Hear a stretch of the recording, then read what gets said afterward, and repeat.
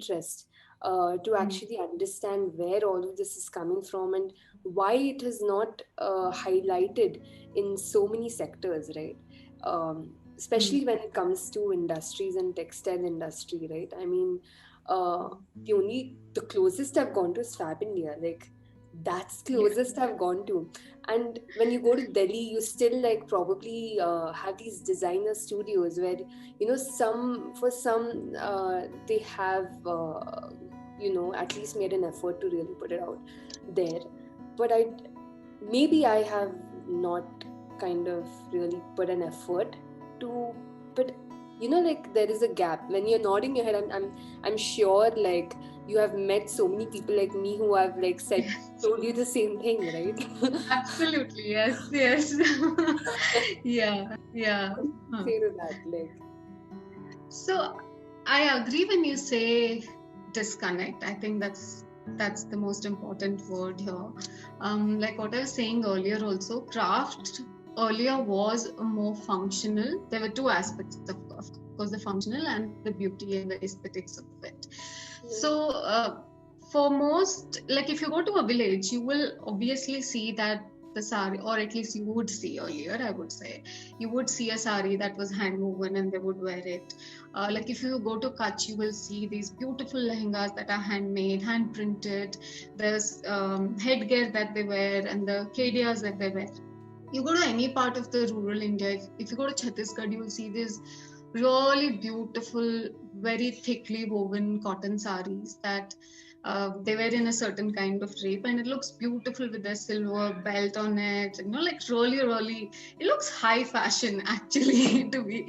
And I think somehow when it gets into the commercial, the side of it, one, a lot of us don't actually have a connect to our roots. Like all of us have come from somewhere, right? Like maybe it could be our parents maybe moved from a village to a city, or our grandparents moved from a rural area to a more urban setup, and everything is changing so fast right now, and there are only so many organizations, brands that are or that have been working in the mainstream with crafts.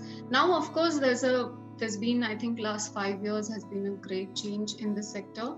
Especially, there are more organizations, more online platforms that are bringing you handcrafted products, and it is out there. You can go to Google and search. But I think when I was studying also and I started, it was Fab India was the only option, or Anokhi was the only option where you could go find a block printed kurta for yourself or something, and it had a certain aesthetics that wouldn't probably work for a very young teenager or a early 20s kind of a customer. So yeah, there is a huge disconnect, but I think that is changing now, especially with all this talk. I think with your generation being more mindful, I would say, um, trying to question about how the product is made or where it is made. Is it necessary for me to buy so much? If these questions are addressed, that disconnect will actually be addressed along with that. But even to get there, you really needs a lot of awareness. I don't think that right now has happened enough, but I do see that it has started, and that's great to see that it has started. And I do feel like it is the younger generation. uh, I completely agree with you when you said that the younger generation is being mindful. And one of the things that really speaks out loud is the platforms that we use.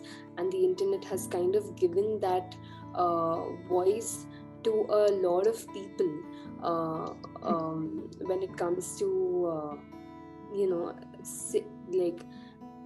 like I wouldn't know that there is something called KUBSA, a brand, until unless I didn't have internet, and I wouldn't be connecting with you in terms of this. Imagine the immense knowledge exchange of knowledge and that is taking form. And this is just one of the examples that I'm giving you.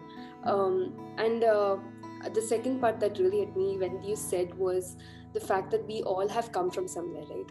I'm sure, like, India is a multicultural place, a space, and we have seen uh, so many craftsmen and so many colors that have come here and really influenced a lot of cultures and the way we wear. But for some reason, I don't know why, Western civilization kind of takes over Eastern civilization. There's always this imbalance. But I hope that that kind of is wearing out to some extent, where it's like it's also flipping its own side. Um, but now this kind of comes to me asking you. You said you have lived most of your life in villages, right? Um, Tell me a little bit about that side. I think my memories as a child, like the life that happened in the villages, was one of so much simplicity, I think. And that simplicity I do miss a lot, because I feel like the life has become so much more complex right now, even with all the technology that we have to help us and all of that. But the simple pleasures of life was for me to every day go with my grandmother to the farm. It was not very far, quite close to the village. And there was a traditional well. So the water used to be pumped off the well, which would fall in this stone carved tub, which was a big tub, basically for all the animals to come drink the water. And from there, it would fall and then it would go into canals for irrigation. So our job as kids, and with me and my cousins, was to always accompany her. So our bath used to happen in that tub and eat whatever was grown. Like they would grow sugarcane, there would be peanuts, there would be tur dal and all kinds of different pulses, and then we eat jawar roti and sabjis with it, right? That's our staple food. So she would usually carry the hot rotis in the morning that were made, and in the afternoon have lunch there, eat, and usually we also eat a lot of onion in our salads. So the raw onions would be picked right from there. Everything was fresh. Everything, there was no going to the market and buying anything. So everything came from the farm. And even the oil was cold pressed on the farm. And we made our own jaggery. So that was like the most amazing thing. And I now, sadly, we don't make it anymore, but and now to find like really nice jaggery is such a task. So that's it is like most of it has a lot of chemical in it, or it's not the right it's not boiled at the right temperature and all kinds of problems with it. So again, the skill that you were talking about, even in farming, if you see, all of those skills are now diminished, because right now, even if you want to make your own jaggery, you won't find enough people to actually know how to do it in the right way. So most of that traditional knowledge that was there, to know exactly how to boil it, to know exactly what temperature to bring it without having any thermometer or anything, and it was all like fired with all the waste that would come from the farm would work as firewood, and the bulls would keep churning it as well. So it's all gone now. And it's the same with all the processes. I think what we call the sustainable processes, it's the same issue everywhere, whether you take farming, whether you take textiles and crafts, because they're so closely knit.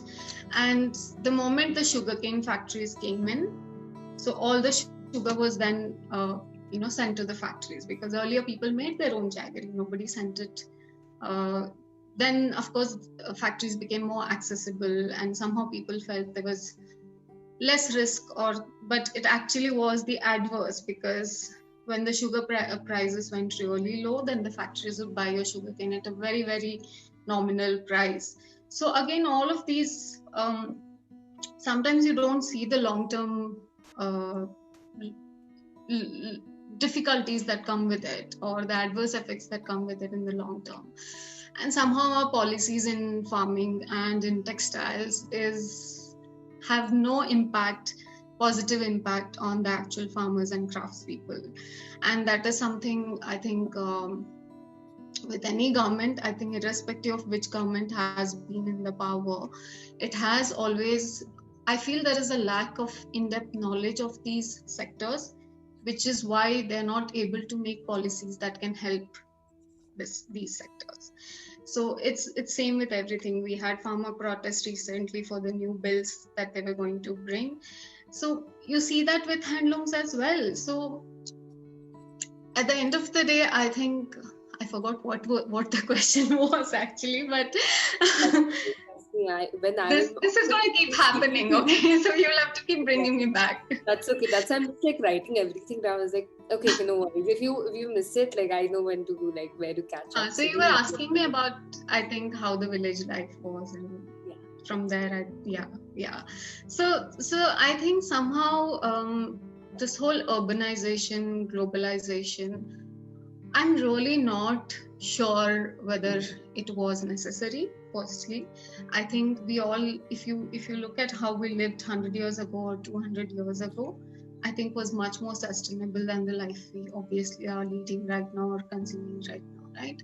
So, but then it's such a complex scenario to be able to address in its wholeness, but I think we can address it in parts and do our bits in parts, and it'll still be a very, it'll take quite a few generations for us to even come to some sort of realization or some sort of solutions to things. It's going to be an ongoing process. I don't think it'll ever be like a final solution to this. But do you think this life of yours did influence your work that you do right now and your choices that you have made in life? Sorry, you can complete the question. Sorry. Yeah, that was pretty much the question. Yes, it has. I think because I've lived it, I have experienced it, and it wasn't a very comfortable life, I would say. I come from a very humble background, and I have personally also struggled a lot to even go study at NIT. I took a loan, all of those things. It took me so many years because of the choices that I made. I wasn't obviously earning enough, so it took me so many years to even pay back that loan. But it's only so yes, it has, I think, this urge to be in a rural setup, to be able to do something so that people can have a decent, dignified, comfortable life, and feeling the sense of responsibility and what as a designer I can do to kind of facilitate this is something like I feel like it really touches me at a very deep level. I feel very much at home in a village. I'll go sit on the floor. I'll be like, I'll not even think twice about what I have to eat, where I have to sleep. I have lived in weavers' homes, and I haven't felt out of place at all. I still don't feel out of place. And it's that connect, I think, that actually makes me be there and do what I do. And on the other end, I think as I grew up, what I saw was that we have so much in this country, and so much in the rural locations, and it just needs a little work. It doesn't, I mean, we have destroyed it. Actually, we are responsible for it. We have literally destroyed it, and trying to recover that right now it becomes such a task, but then it can be done. We can still save something of it. Like what you are saying, you don't find anybody to do that kind of craft anymore, right? It's just such a skill, and people are, I think sometimes we don't understand what we have, the resources that we have, and how to make use of it. And we always look at something that is impossible to do, probably, like imitating the West in how their civilization has worked and how capitalist they are. I don't think we need to follow that path. I think we need to find our own path within what we have, because we have enough.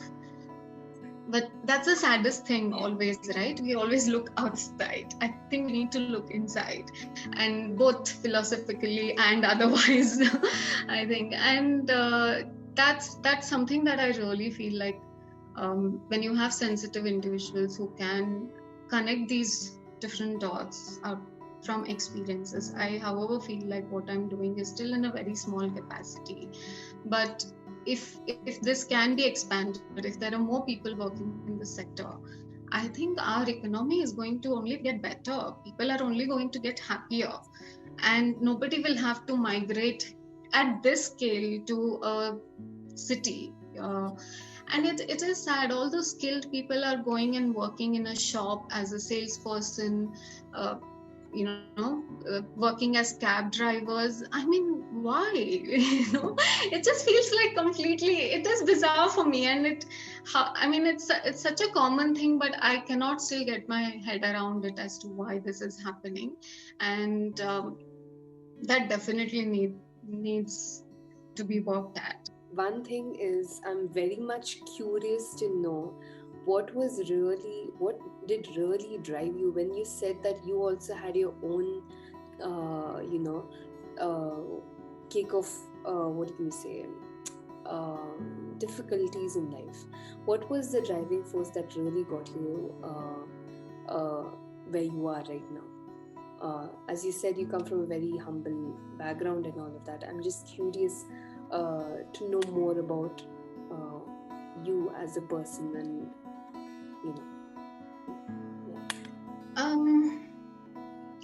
I think I don't know. I do feel like a lot of people think what I do is a very selfless act, like I, however, think it's very selfish, because it is my choice to work in this sector. It is my choice to want to help weavers. It is my choice to want to help artisans. And it is maybe because I have experienced it, like you said, like I have experienced not having anything, and or having to struggle to get an education, like a proper education, having to struggle to have a comfortable life. And I know what it is to not have those things. And I think that is why my relatability to all of this and wanting to create some kind of comfortable life. It may not be very luxurious, or it may not be all of that, but at least to have basic necessities like a housing, food, education for your children, and like decent meals, 3 meals in a day. Even if that can be achieved, and a lot of people are struggling for just those basic needs. And if through what I am doing, if it can impact even a handful of people, I would be happy about it. I think that would be very happy. Of course, the aim is always, the goals are very high. I mean, it's always like you want to create such large impact, but within my capacity, what I can think of is just to be able to give a dignified life. And it's not only about the financial thing. Like what I've seen now with KUBSA, what we're doing is, all the weavers who had skill, of course, they've lost those skills now. So we are having to retrain them and reskill them. Other than that, they've lost their confidence. They've lost the dignity of what they do and to take pride in what they do. So how do you get them to feel good about what they're doing? Because that energy flows into everything else that you're going to do, right? So it is not just always, financial goals are obviously there, of course, but it is also to help a person feel content with what they're doing, to help them. But all of that only will come when the financial thing is sorted first. And it's only then a artisan or a craftsperson is going to stand up and say that I take pride in what I do. Unless and until it's not going to give him a decent, comfortable life, he will not be able to move beyond the fact that he has to think, okay, when is his next meal coming from, or how is he going to take care of his child's education or child's marriage or any of those things. And one big challenge of working in this sector has been that, especially since I started KUBSA, most people who work in this sector they do work with crafts, but especially some designers, they do not adopt a weaver or a loom entirely. Like, they will do one collection, say in Chanderi, the next collection will be Banaras, and then the Chanderi is forgotten, and the next collection is done in Banaras, and then the next collection will be somewhere else. So what happens after that? Of course, weavers who are very entrepreneurial will go ahead and find linkages and find a market and all of that. But I think the aim should be in providing livelihoods throughout the year, and not just for that particular project or that particular period of time. So every weaver that we have started working with, we have promised them that this is our risk that we are willing to take, whether we sell it or not. We want to be able to provide you livelihood throughout the year, and not because one day their loom stops, they don't earn that day, right? So it's actually goes to that level where if the loom is stopped today, then they don't get any wages for that. It's like so that's been our challenge as well. So I know that will also not let us grow like really fast at a very fast pace, but it's still okay, because how many ever weavers or artisans are going to work with us, we know that we will be able to support them throughout. So that has been our mission, and that's how we would like to work further as well, even with KUBSA. That's very inspiring. I'll tell you this because I so connect with what you're saying, because like when you see this, I'll tell you a very small incident that happened. I'd gone to, now this is when I didn't know that there are crafts around. This is before all of this. And I was like, okay, there is there's this Kungod, right? Kungod. That's very close to Saisting Hubli. So it's like probably an hour from here. And I did go there, and that's where I ended up. I was like, okay, maybe like what's happening there. Just out of curiosity to know if these guys are still weaving what they did. And as a very young child, we used to go to Mungod probably once a week, and mom being curious about the carpets and all, we used to go and see these handlooms, and there was rush. There were people working there, and it was such a disaster for me to go there and see no one. Just probably no one. And I just asked how many people are actually working right now, and they said there are only 2 people who are actually experienced, who do know and who have worked for probably maybe 10 years, or I might be wrong, maybe less. And you take approximately 6 months to make another person teach. And that was like a shock to me, because I was like, I've been coming here for so long, and to see this situation is like, it's just like you lose hope, like that kind of feeling. And the curiosity was like, I just tried to kind of approach them and be like, I had some ideas in my head, and I was like, why don't we probably give them this idea and see if they buy it. And I'm willing to do as much as I can from my own side to really bring that out. But the sad part is they weren't interested at all. They thought we were intruders who's just trying to, I don't know what their intentions were. And the second part was that they were importing stuff from Nepal and some places, and they were happy with that, because firstly it was quick for them to get access to all of this, and also they're living a pretty leisure life, because again they're getting all the funds that they need, so they don't really think that they are in need of doing whatever. And it's like, what, like, dude, like, you have been doing this, and why wouldn't you continue? Why would you not continue this? So like there's, so that's the other side that I did see. As you said, like and the other part is that of course there are more serious situations where the weaver is depending on their day-to-day wages, right? If he doesn't do this, what else is he going to do? So that also kind of really put me in these shoes of like, this also is happening. And the fact, of course, you raised too many points. I'm just quickly going to go through all of what I comes to my head. The other thing was, when you say that the people are going away from the villages where there is such a family history of such skills that cannot be found anywhere else. It's legitimately gold over there. You're trying to find treasure somewhere else. Basically, that's what's happening.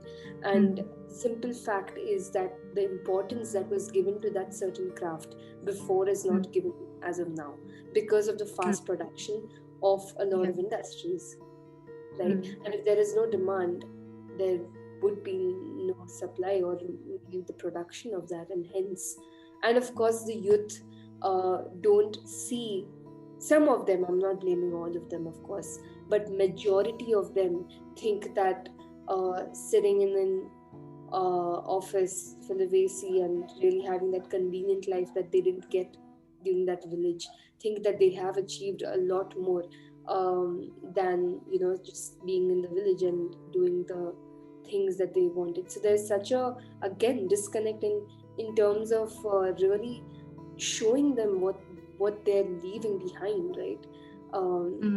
And it is so important for people like you who really sees this happen and is willing to really act on it.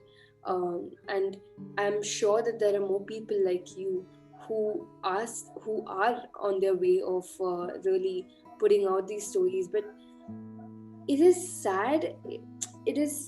It's such a discomfort. Like, even when I'm speaking, it's just like I don't know why. Like, and for so many times, I've just been like, I don't know what to do, because I have this many things, but ताली से दो हाथ से बजती है ना.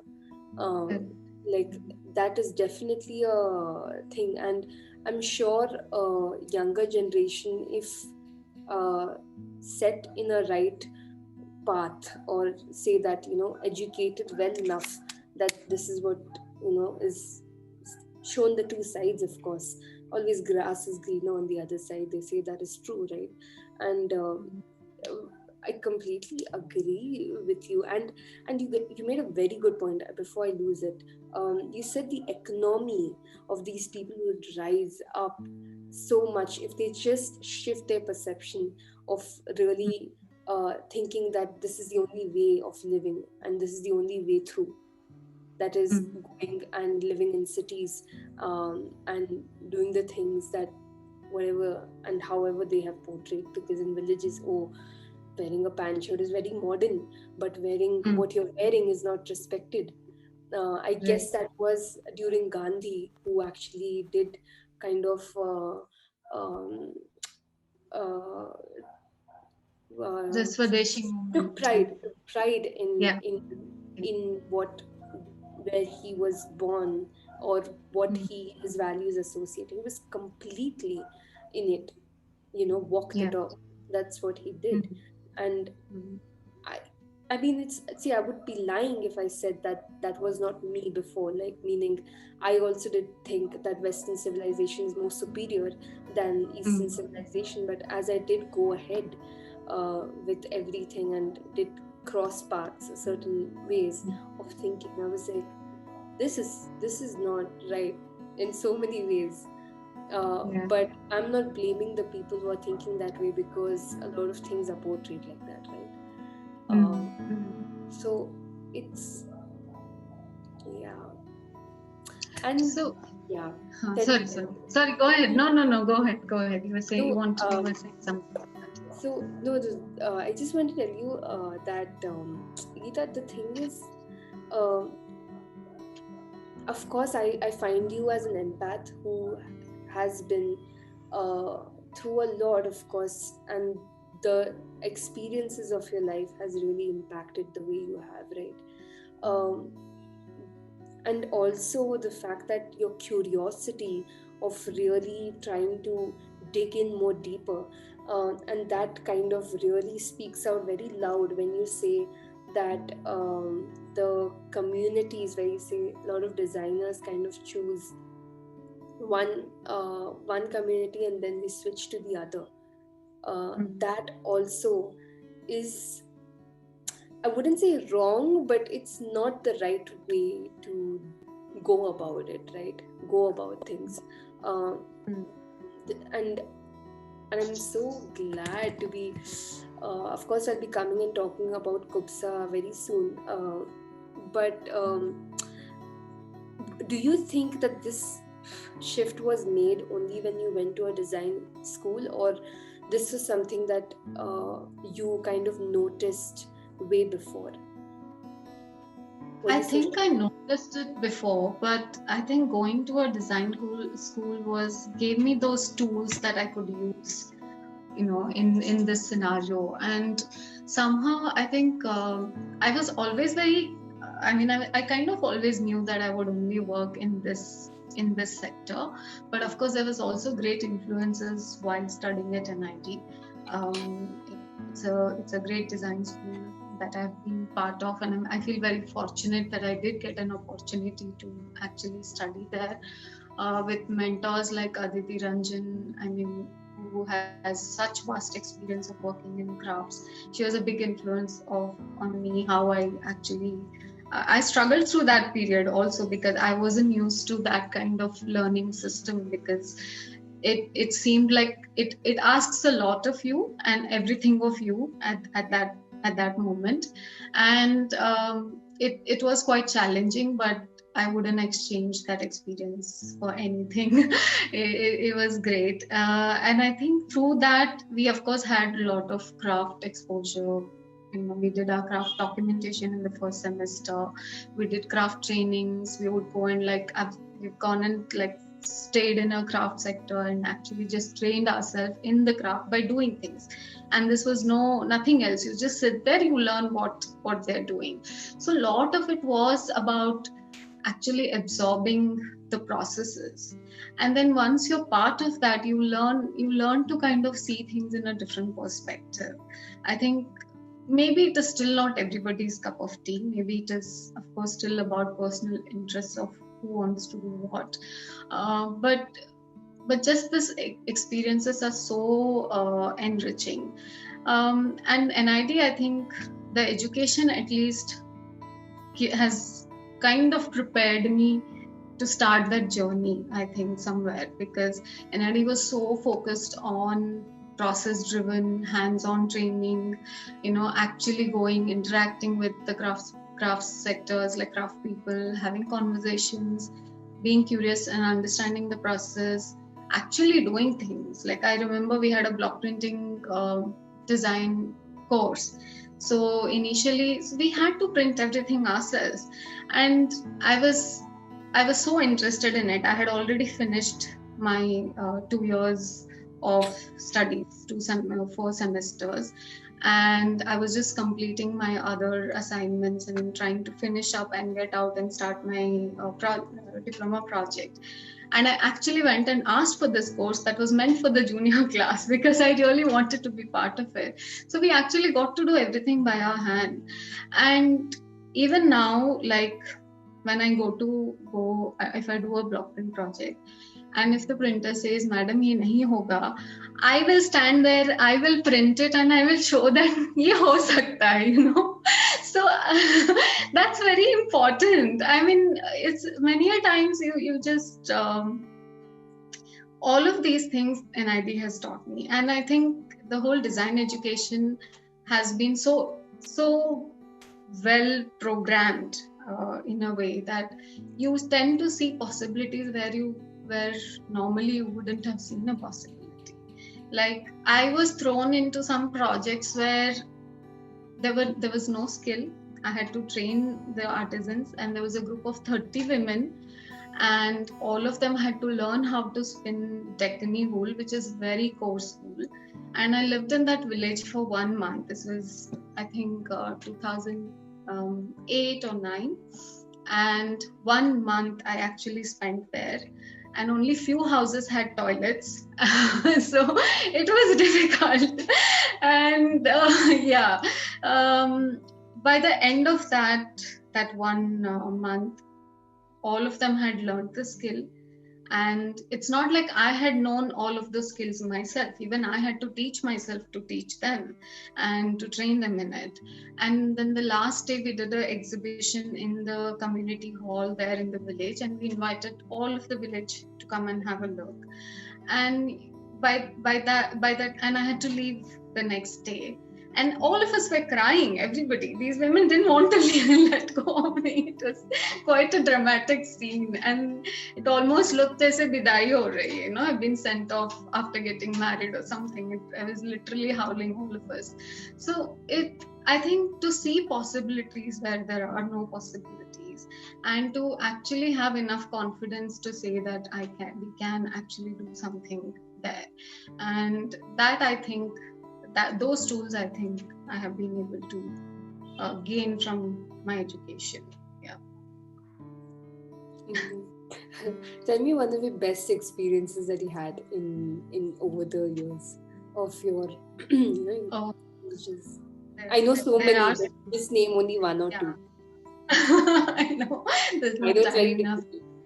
No, this one was definitely the one, because I was completely out of my comfort zone, and it almost felt like I was part of that village. I was part of everybody's families. I knew everyone's, relatives, literally, and I was the only outsider. It was not just these women. I would be everyone would ask me to come for lunch to their houses, because there was no way I could cook or anything.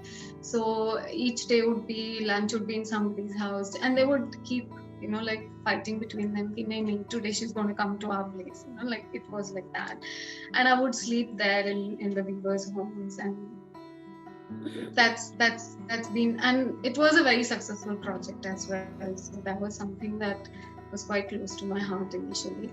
But there are many such stories, and there are also some scary stories of all these travels, and sometimes being in the middle of nowhere, heating water for bath with the chula and with firewood and things like that. So no bathrooms, no toilets, and now things are a lot better. Things have changed quite a lot. Villages have become quite modern, I think. People do have bathrooms and toilets at least. So initially it was, I sound very ancient now. It used to be like that. But we're talking about what, 2008 and all. So I'm sure that was the situation. 7, 8, 9, yeah. Sure, those years. Situation back then. It's very difficult. It was difficult. There were no connectivity also to some places. There wouldn't be buses. You had to go to a particular stop and walk a few kilometers and things like that. Yeah. But that experience had its own charm, right? I loved it. I absolutely loved it, and I miss it so much. And I feel even because there's so much has changed in this 1 decade, technology-wise. Somewhere the charms of those villages, very few villages have been untouched, I think. I do miss that. I do miss that a lot. And I feel now everyone's on the phone, and everybody is everyone has a bike. Everyone, it's very different. The whole experience is very different now. Yeah. Sure. I missed it, I guess. So you were saying something earlier when you were talking about how you visited the center and things like that. I would like to actually, I think most of the time we don't look at successes when it comes to this sector. You were saying that they weren't interested, and nobody was. They were importing from somewhere else, and all of those issues, right? So I've worked in Maheshwar for almost 8-9 years, and initially it was with Women Weave. It was with Women Weave throughout, actually, and then they were already working on starting the handloom school.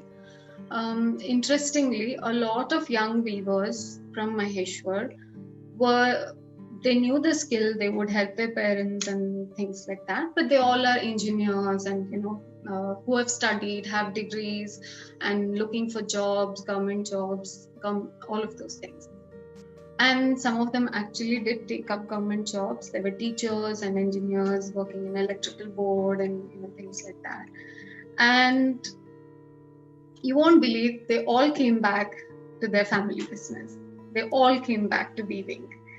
And that because they all understood the possibility of what they can do and how much they can earn from this as well.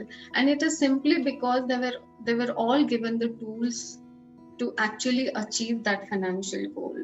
One was design inputs, marketing inputs, all of these things. So I feel when we are working in this sector, it is not just the responsibility that you need to empower them, and that's the only way to actually sustain that particular sector, is to actually empower. Maybe one fine day there is no need for anybody like me or someone else to go and actually do something like this. So to be able to reach there, the only way is to empower the next generation of weavers. But sadly, in most places, like you said, there is no value created. Like, why they're not interested in doing something is because there's no value for it. So on the other hand, you will also have to work on creating that value as consumers, as in terms of awareness, as a government body or anything. You will have to create that value. It's only then they will start seeing a value. Otherwise, why would anybody do something where he or she earns only 150 rupees a day? 150 rupees a day, we spend that on a coffee, right? Just imagine 150 rupees a day. Some earn even lesser, like as small amount as that. So I feel it's not fair to expect a weaver's son or a daughter to be a weaver, and I wouldn't expect that. But create that value, give value to the craft, give value to the handwork, give value to the person as a human, and then obviously it will come back. So this whole idea of why handloom is not, some people, I do hear this a lot, and they'll be like, oh, the products are beautiful, but they're very expensive. And, so I want to actually tell them that, the aim is not to let the weaver earn just 150 rupees a day. The aim is for the weaver to be actually earning at least like 1,000 rupees a day if possible, or more than that if possible. And that, I think, needs to change. And that's the reason when something is very cheap, I do get very scared to buy that, because I really don't know how much the weaver is making, getting at the end of the day. So just understanding how this whole chain works, it seems quite complex, but it can start from a consumer. We can go the other way around. Instead of going to the sector and saying, oh, don't leave your craft and work, we can go the other way around and say, okay, we are creating value for this. So as it is, people will be willing to work. Even a non-weaver or a non-artisan will want to take up weaving. And that's a big example is Maheshwar. It has happened. And they're not all traditional weavers. In women weave, most of the women are trained in weaving, and they do earn a very good livelihood. So why would they want to leave that? Yeah. A couple of things. Is the project which one you just told me right now is? I was talking about women weave and the handloom school that they've started. No, the one that was successful.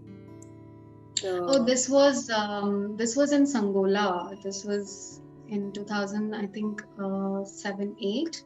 And it was a Deccani wool project. So the sheep in the Deccan region, they're called the Deccani sheep. They're the native breed which is found in the Deccan Plateau. You find it in southern Maharashtra, northern Karnataka, and part of Andhra. The wool is very, very coarse, and traditionally they would make kamblis, or in Karnataka we call them kamblis. They're basically black blankets that are very rough to touch. So it was a product like development and training project for these women.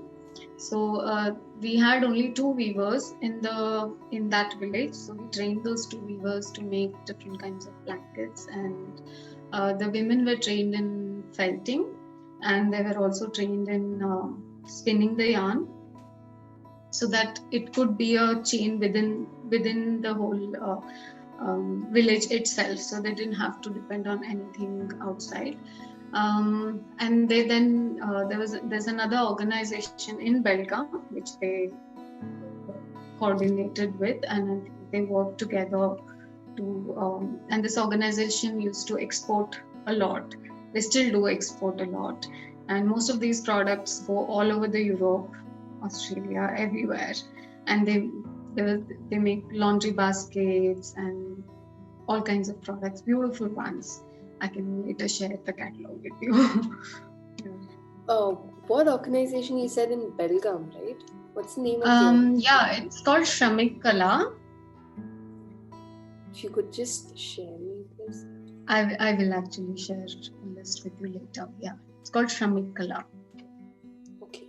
And the Sangola, right? The Sangola, it's still running? I've been completely out of touch with them. Even I'll need to find out. It's been quite a few years now. It was actually a NABARD funded training program that we had done initially, and they had also like found we were trying to actually not let them depend too much on export orders and rather just be locally supplying. But I don't know right now if they're still doing though. At that point, they were doing pretty well, but I'm not sure right now what is happening with that project. It's been quite a long time. It'd be great to like know what's happening. But that's such an inspiring story. Everything is inspiring, basically. You have been such an inspiration. And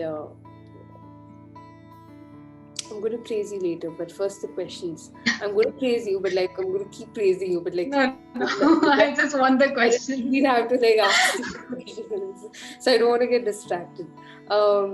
First thing is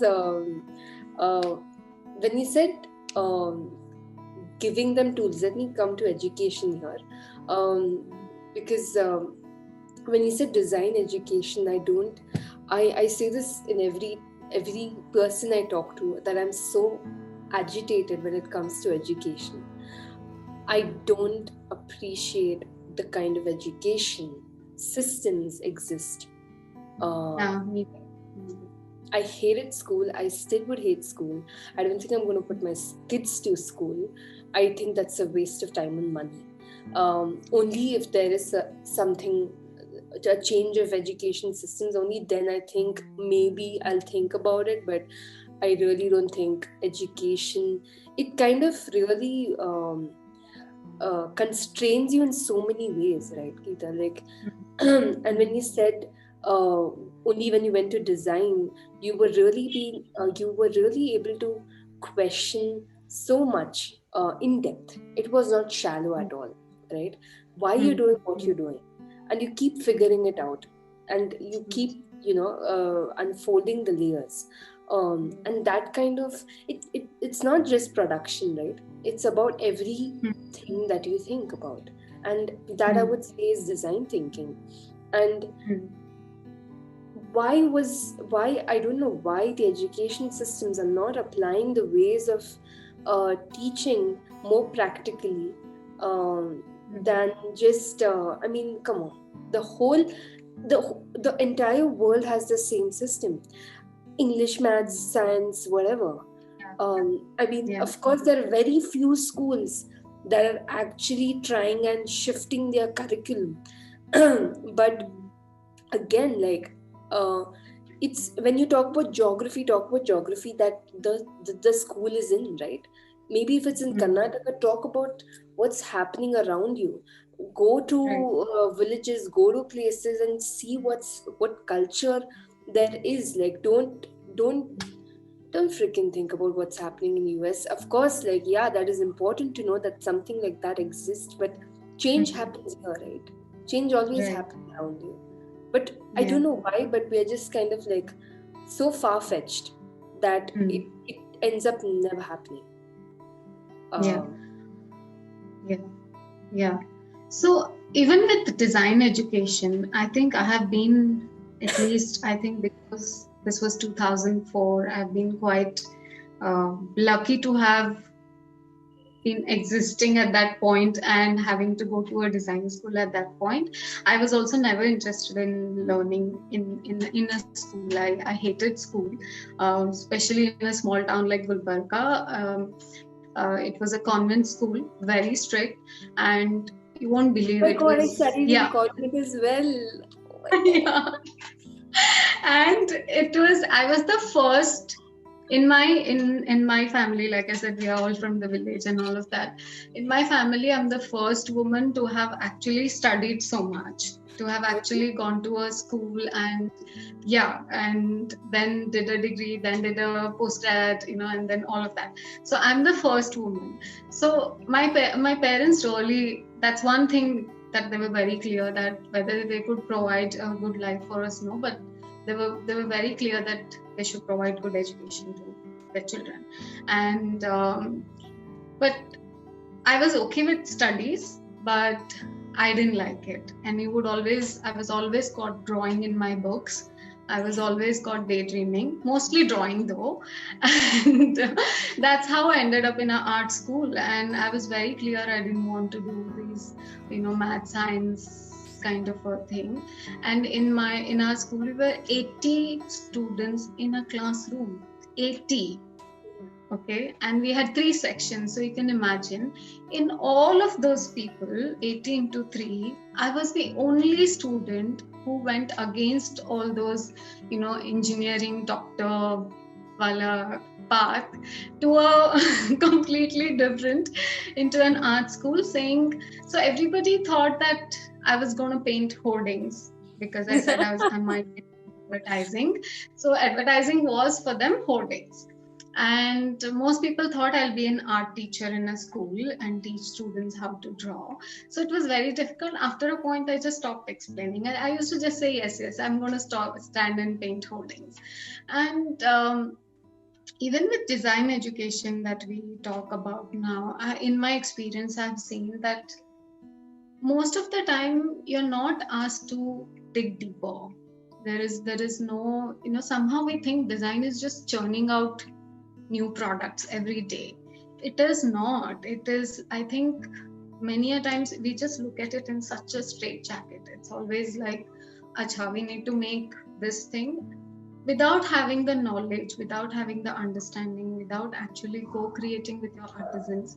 You cannot design anything. And unless, if somewhere, even though I work in the sector and all of that, every time my question is there a necessity for design? So especially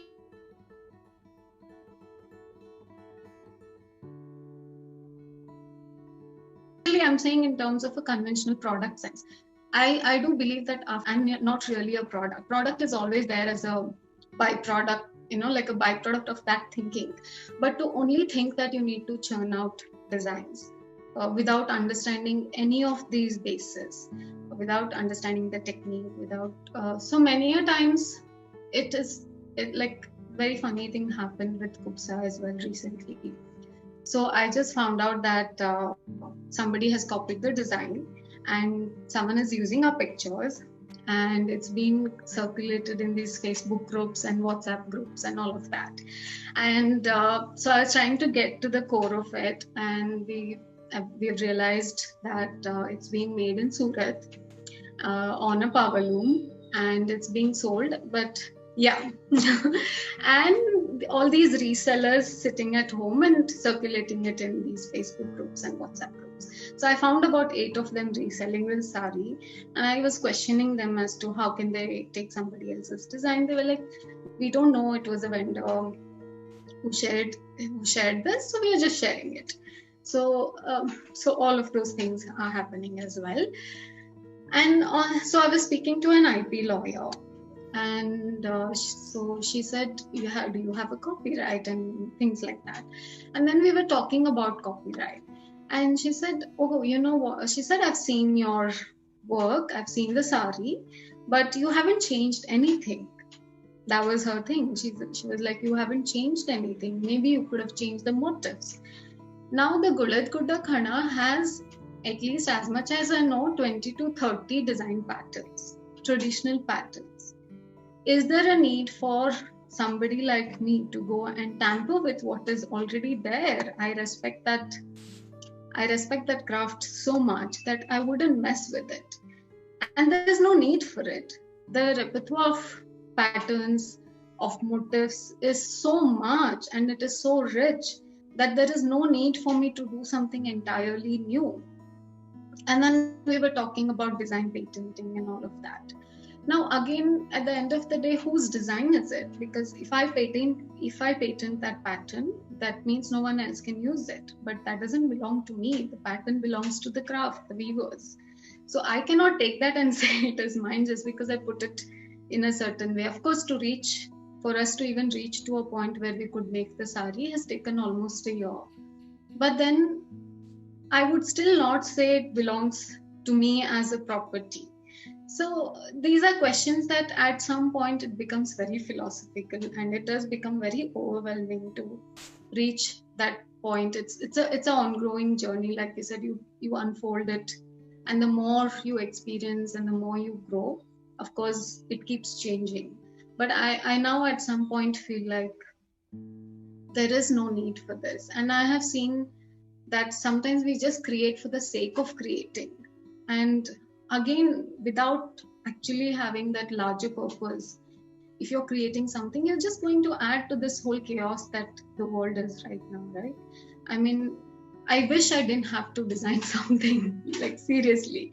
I wish sometimes, but then it's what I do also. But I do not see the need for doing something for the sake of doing, and that's another reason why I don't believe in doing seasonal collections, and unless it is a weather-driven season.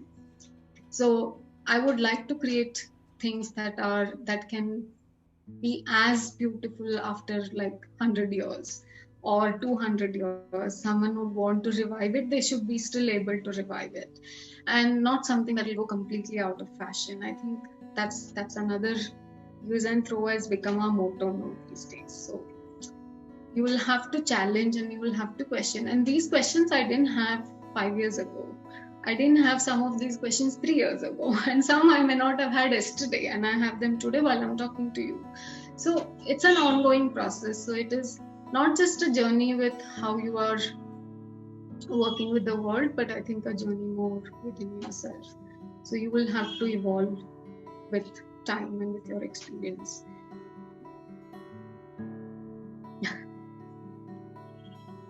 That's true.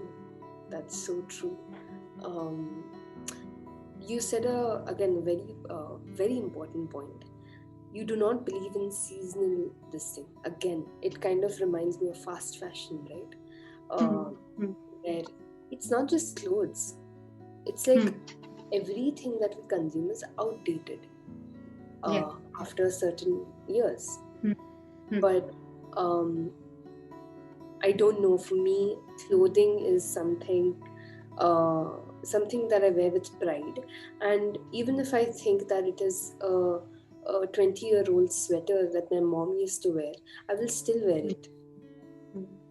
For me, it's not out of fashion. It's the brands that make you think that you are outdated and you need to change. And that you need more kind of brings in. And it was so true when I had this very interesting conversation with Natalie, the recent interview, and she said, I worked with brands and all they told me is to make more products for them. And I was so tired of it at the end. And I just questioned, do we really need more products? Isn't there enough right now that we're planning on making more products?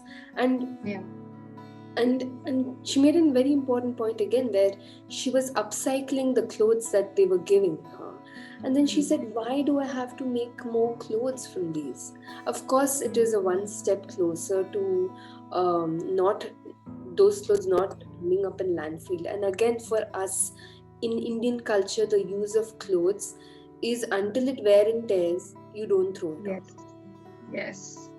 Yeah. And then it becomes the pocha before it's thrown out. No, it is a dress, and then it's like shrinked, and it's like just a piece. And I was like, okay, now it has to go. Yeah.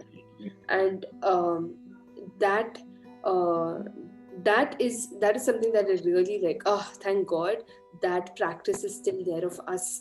Just, we are jugadis. We want to fix broken things. We don't really throw things out very easily, right? Yeah. And that is in the majority, of course, majority. And I was just talking to Sakanya also, and she said, I'm also working into making a sustainable brand. And over here, the use and throw of clothes is just crazy. They legitimately would throw a good jeans that could be donated or used maybe for another couple of years. And only because it's not seen.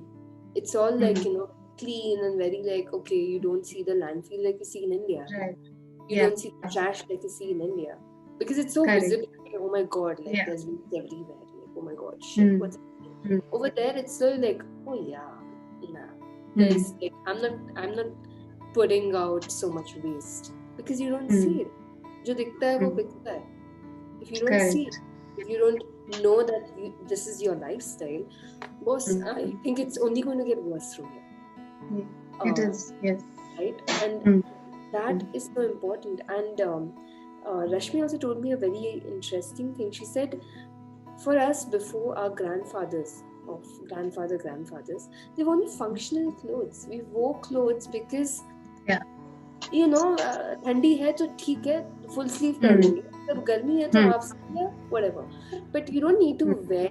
And if there is any function, there might be one or two clothes for the function, not seasonal, as you said. Seasonally was summer different, spring floral. It's like, who said that? I mean, who has to? I mean, why is it even a thing? No, it's not. Okay, just wear the goddamn thing, and if you have to layer yourself in the winter. Don't freaking buy more clothes because of fashion. And this also has to be applied to weddings. Yeah. Because one thing that annoys the hell out of me is weddings in India. Yeah. My mother tells me to buy another pair of clothes of weddings, which I'm going to probably spend a lot of bucks on that and never going to wear it. I'm like, why? Because it's out of fashion. There is fall right now. There's this twirls, there is this prince, there is this thing. I was like, no, I'm okay. Can I borrow your sari or something? I wouldn't mind. Like any of her Banarasi old sari or something would be like so much more beautiful. Yes, I'm like, there's so many beautiful saris. I'll just probably make a blouse for myself that I like according to me, and just wear that, contrast karo na, mix match karo. And I'm like, don't ask me to buy another wedding lehenga or anything. I have plenty, and I don't wish to expand my wardrobe. After seeing all of this, only when I was in design, I kind of thought like, there's something called sustainability also. I didn't know what sustainability is, right? I was like, what is sustainability? Oh, something that is eco-friendly, that is only made from natural things. That was probably my perception, and I think this is the perception for a lot of people, where it has to be natural looking. No, sustainability is not only natural looking products, and it's definitely not my products. And it has to serve economically. Even if it is serving economically and people, they discard environment. Why? Why is that? Geeta, I'm a design student, but I also did an MBA for a year, and I say this, I don't shy away, but it's a fact that yes, innovation was respected in the process of teaching the curriculum, But I don't know why the management, the whole cycle, the manufacturing friends that I had, they all had their own businesses, but never, ever, ever anyone talked about where my product is landing up at the end of the after the consumer uses. Where is my product ending up? Can I save money by maybe taking that waste and doing something out of it? That was never. It's just like how much you make more bucks and how do you save taxation and all of that. Well, I respect as a business has to grow financially also. And yes, either you don't make a profit or you don't make a loss. Stay there, but do the right thing, right? And you consider this thing. And the fact that you said that even in villages, when I'm just going to go a little back.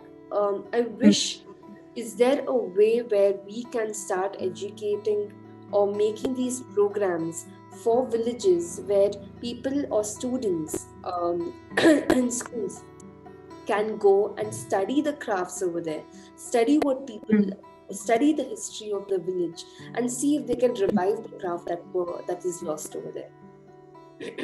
And maybe the students or other people, I don't know, the volunteers can actually pitch what you can do and the number of possibilities that you guys can do, and keep like the conversations going and really have these ideas just bloom.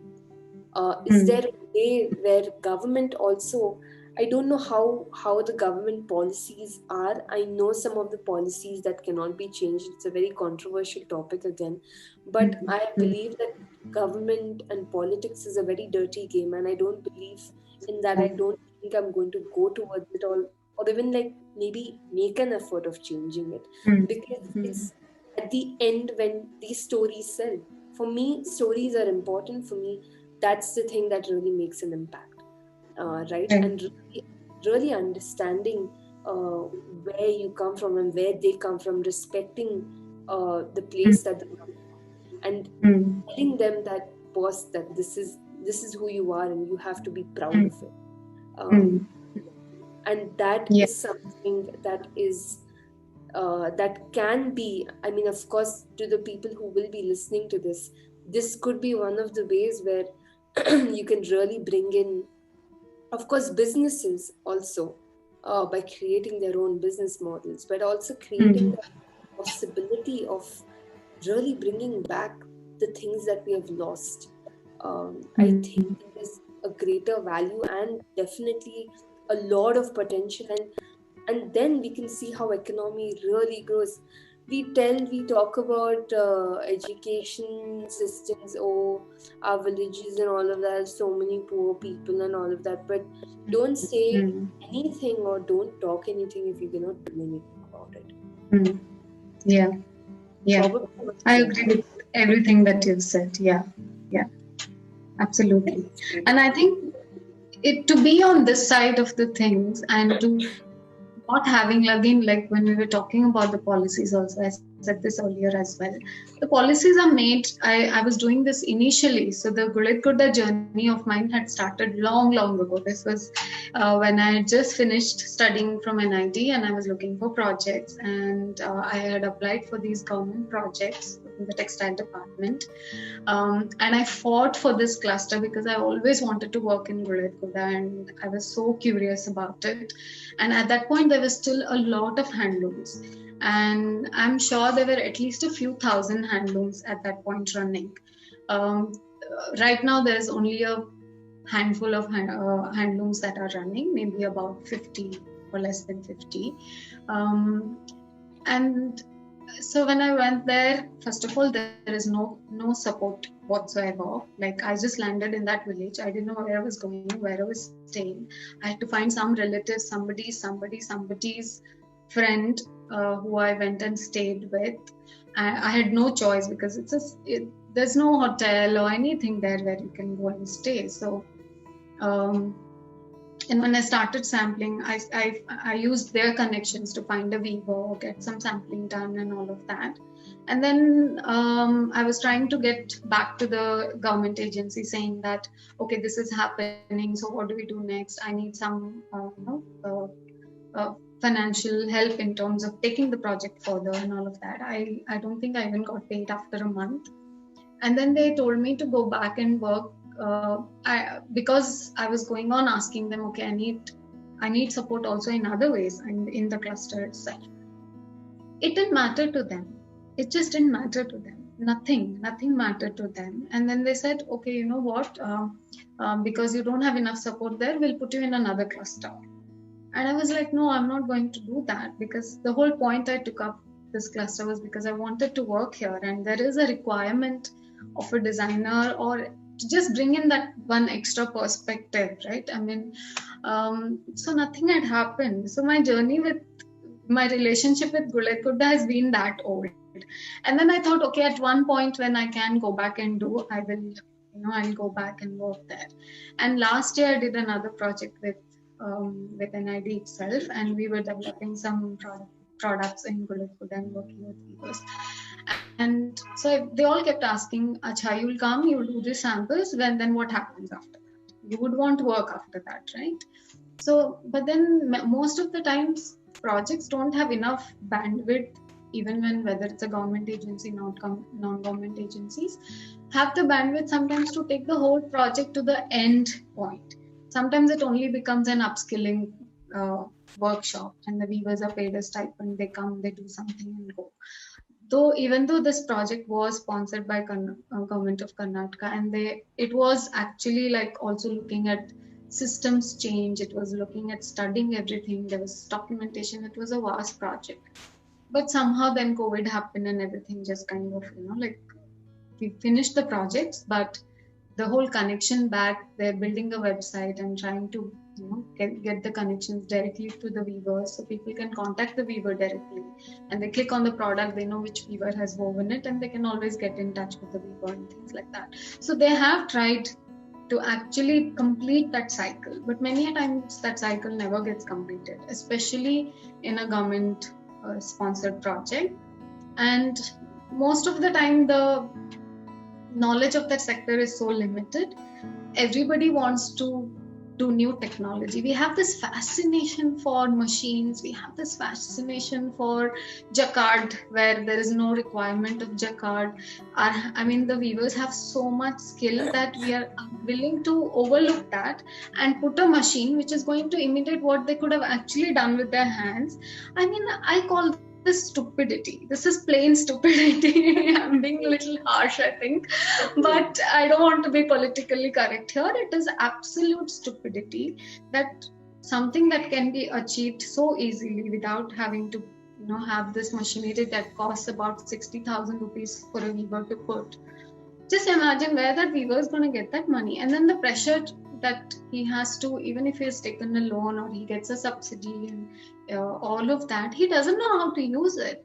So he has to find someone who knows how to punch it. So his dependency on the technology means that he cannot do things. If something goes wrong, he doesn't know how to repair it. So when I say loss of skills, this is also a loss of skill. And all these projects that come up, especially through government, I have seen all these so-called upgradation is always a machine upgradation and not really a skill upgradation. You rather take them back to the old skill, because the weavers were so equipped. They knew which yarn is, not right. They knew how to adjust everything. And now I'm seeing that most of the weavers find it so difficult because, one, the value has gone, so they don't put so much of themselves into what they're doing. Second, the yarns have changed. Like in Gulekudda, earlier it used to be always silk. The warp was always silk. And I think in about 1960s, rayon was introduced, which is called art silk, which is like an imitation silk. And most of the silk that you see in the market is always either art silk or polyester. So as soon as the art silk came, and art silk is quite sturdy and quite, you do anything with it, nothing's gonna happen. It's quite sturdy material. And so obviously the whole delicateness of weaving a silk to weaving a art silk, it loses. And so over the last these few decades, they don't know anymore how to handle that silk sometimes. And again, the whole dependency of repairing the loom or getting things done and all of that. So now arts, when you're weaving a art silk or a polyester, how much do you think the art silk will be sold? They sell a Khanna is like half a meter. I think a polyester Khanna gets sold at 25 to 35 rupees for half a meter. 25 to 35 rupees. It's not even that. I don't have anything against a power loom, but even the power loom is not able to make money. One, because it is trying to imitate the handloom. Second, it is using such cheap materials like polyester. So you're decreasing the value of the product. When you see all of this, sometimes my heart cries at the situation that these weavers are. So for a long time, I felt that, okay, so the smaller, when we say power loom, usually in this scenario, we make it such an evil thing. It is an evil thing. For example, what happened with our sari being copied and made in Surat. That is that in that extent, I can understand. But a power loom, like a lot of people have put power looms in their house. They'll have a hand loom, they'll also have a power loom, especially in Bagalkot, Kulakota region. And it's not like they're making much money out of it. It's one person has to stand to operate 2 power looms throughout the day, as long as the machine is running. If one thing goes wrong, then at least 300 threads will break. And to actually put all of that together takes them 2 hours more. So I don't understand. In the larger aspect of things, are they making more money than the handloom weavers? Not really. So, it is plain stupidity. And somewhere as consumers, so I do feel like as consumers, we have great responsibility on ourselves. And if we have to see any change in the sector, it can't just come from the other end. It has to come from the consumer end. And if a customer demands to actually have some authentication to identify that this is handloom, some authentication in terms of knowing where it is coming from, depending on brands that actually are working in the grassroots level, and to also take that little time to educate oneself and not run behind brands that make very handloom looking, like you said, natural looking products, right? And thinking that it is sustainable. I think most people don't even know what a handloom is. They've never seen handloom. They don't know the difference between a handloom and what is khadi. And khadi is another story, of course. I mean, what is happening with khadi in our country? Polyester being spun with cotton, and we call it polyvastra now. So all of these things. So it seems like there is no end to human stupidity for our race. I mean, it's we do. I mean, it does sound very, very bad. I'm sorry, but the fact that I agree is like, yeah, I'm not the only one, but yeah. So, and I think I'm being very blatant when I say all of these things, but I'm not going to be apologetic about it, because I think at some point you need to address it as blatantly as this, and to actually question it. And like you said, I've worked with Prasanna of Desi for like last 10 years. I've known him, and he used to keep questioning me about. So every time we would try to do something different in Charka and Desi, he would come to me and say, "Why are you designing? Like, why do you need this? Like, why?" And then I would have these really heated debates with him and all of that, and slowly I do see some perspective of what he has, what he lives by, and all the philosophy that he has lived his life, and the very Gandhian life that he has led. And he does say that the consumer should become an activist and not just remain as a consumer. And it has really struck a chord with me. And initially I didn't agree with him, and now I agree with him on this one completely, because It's only when you become and I think somehow people have this very different notion of an activist being this unglamorous person and all of that. But actually, real activism doesn't have to be, it can be intellectual activism, right? So if every consumer can become an activist, I think one, our consumption will go really, really down. Our choices will become better. Our need to actually just keep on hoarding might have some logical end to it. And this whole thing of wanting to use something and throw might reduce. So all of these, and then the sensitivity will build. The more you will know, the more you will get into it, the more you will want to know about it. And I think it entirely depends on consumers.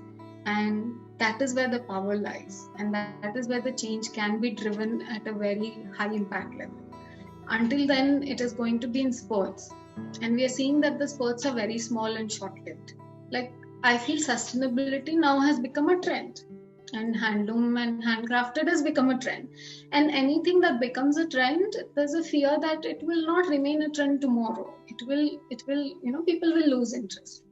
Now, every brand is talking about sustainability, even if they're using a power loom fabric, even if they're using thousands of liters of water to produce that textile, they will still call it sustainable. So how and from what angle is it sustainable? So it's an overused word. So I think if every consumer can start asking questions and spend little time, we will find solutions to all of these things that we have spoken so far today.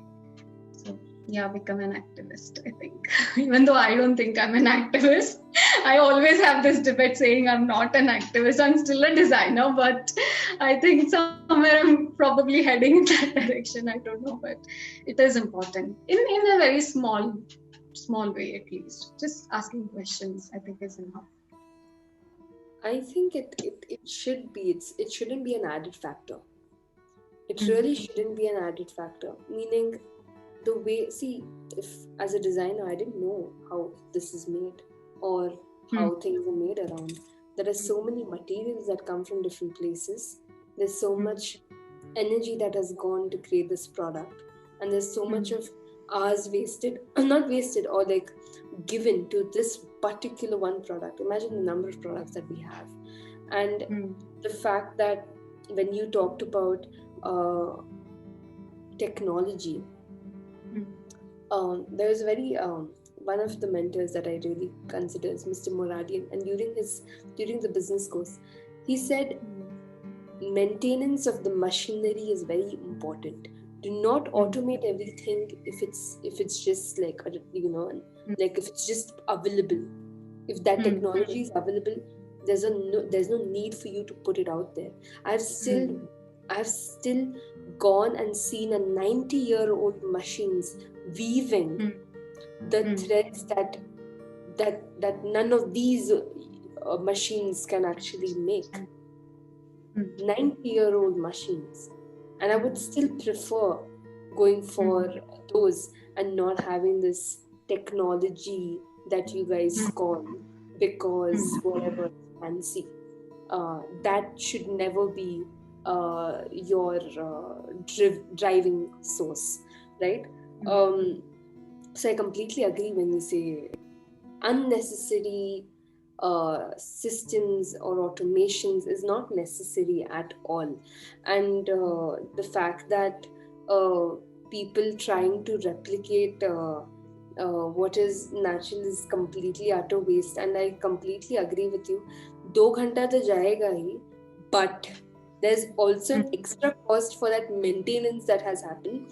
And the higher the technology, the more rare the parts are for us to get and get it repaired.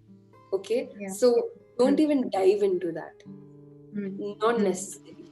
And the fact that of course nothing can beat a human. Okay, the human brain works in a certain way, and I completely agree that we are the ones who create, who innovate, and who have created machines. I don't see a point where machine is going to get, fine, it's going to be organized and systematic and it's going to be clean and all of that, but That being regardless, I don't think it can go on for long until unless we allow it to, which is so true. And the second part is cheap clothes. Because of cheap materials and the fact that these clothes have really gone to, like, okay, maybe 250 rupees, or whatever, 300 to 500 rupees I'm going to spend, and versus 5,000, the value that this particular cheap product is making. And it's devastating that, for example, suppose we both are designers, right? And I'm kind of reducing the cost of my own services and product. I'm not affecting the this thing just myself. I'm affecting the whole entire community that is Yeah. with me on this. And even if you want to make a cheap, fast product, make sure that all of this is done. All of your research is done where you're not destroying other community who has been in that area for so many years. And Yeah. it's something again, don't make a product for the sake of making it, right? Hmm. Hmm. At the end it Yeah. comes to that. Don't freaking make a product because whatever you want to, like, have some money in your pocket. Like, that's not the way to go. That's Hmm. definitely not the way to go. um Hmm. and of course, consumerism. I loved that the fact that you said that consumer should become an activist. Again, I say this is definitely an added factor. Being conscious about your own consumption and the way you live life, and being humble about your own surroundings, and really using what you're doing and really working around with people and communities is so very important. Don't be an Hmm. ignorant fuck, okay? Yeah. Like, just try and uh, open up in ways that you consume, be it Hmm. knowledge or be it products. Hmm. And Yeah. and please don't go on as you said, sustainability is a trend. I completely agree with you on. When they say that the companies are sustainable, you you think, right? And you're just like, I don't know. Even if they write sustainable, I don't know if they are. So what would Hmm. you say to a person who is trying to make a change but Hmm. doesn't know how to go about it? What kind of knowledge that he or she needs to seek when they are buying any sustainable product, be it textile or Hmm. be it, what do you think should the brands do and the consumers do, both ends? Um, I think firstly, I agree with you that everything needs to start from yourself. I think somewhere that is something that I keep telling, repeating a lot as well. But it's just being aware of your own self, of what your purpose is, why you're here, what you do, why you make certain choices. The change cannot come from outside. Of course, you can influence that change from outside, but at the end of the day, if we do not start that change from within, and I know all of this sounds quite, quite philosophical in that sense, but uh, unless and until you don't start questioning your own choice first, how would you even start the journey of questioning outside yourself? uh, it's not gonna, and to prompt someone to come to a point where they can ask questions is a lot of effort, because it's only coming from external forces and it's not coming from within. You might go tell people that, this is not sustainable, don't buy this, but at the end of the day, the choice still lies within them. So if it doesn't come from a point of awareness, it actual change won't happen. But in the meantime, we can prompt that awareness a little bit, we can kind of facilitate that awareness a little bit. So first thing would be to first, I think, probably to ask oneself that whether we need to buy this product, any product. I'm not even, I would, I would even say if someone wants to buy 10 Kubsa saris, of course, yes, it's good that they buy. Our viewers will get more work. It is fantastic. But do they need that many saris? Again, it's a question. So many a times it's so first asking whether we need we need that? Is it actually something that we want, or whether it is something that we need? Second, of course, we do get driven by beautiful things. I think it's a very human, innate nature within us that we are drawn to a certain aesthetics, and we do have this urge to actually own it or experience it. I would say more than own it. In that sense, understand about the brands. I would say understand if they are actually doing what they are claiming to do. I know a lot of fast fashion brands now have a sustainability range. Have we? So it becomes just another sense of consuming. And even when we talk about handicrafts and handlooms and all of that, can we? I don't think it should go to a point where you're just consuming it because it's handloom and feel less guilty that it is handloom. So, and many a times even I have done this. It's not like I don't do it. I go to these because I'm also in the sector and I'm traveling to these places. I see something and I want to buy it and I want to wear it.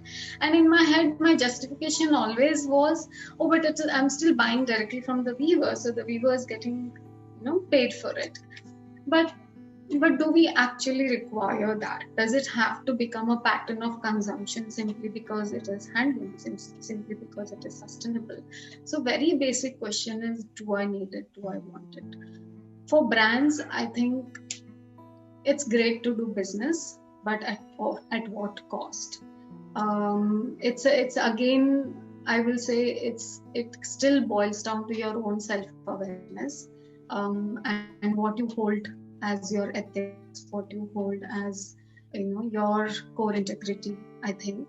But with whoever is trying to work in this given scenario, of course the whole world needs to run, the economy still needs to run. We are a capitalist planet, so I mean we still need to get going, but we can still be conscious about it. So I think every brand will have to be transparent in what they're doing, the processes that they're following, the materials that they're using.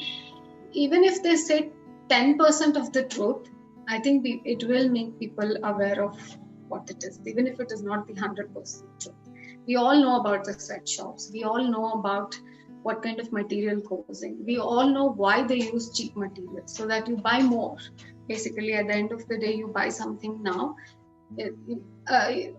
Somewhere the zipper won't be fine, something else will get ripped, it starts looking old in one wash or two washes, and then you're already thinking, I'll need more of it.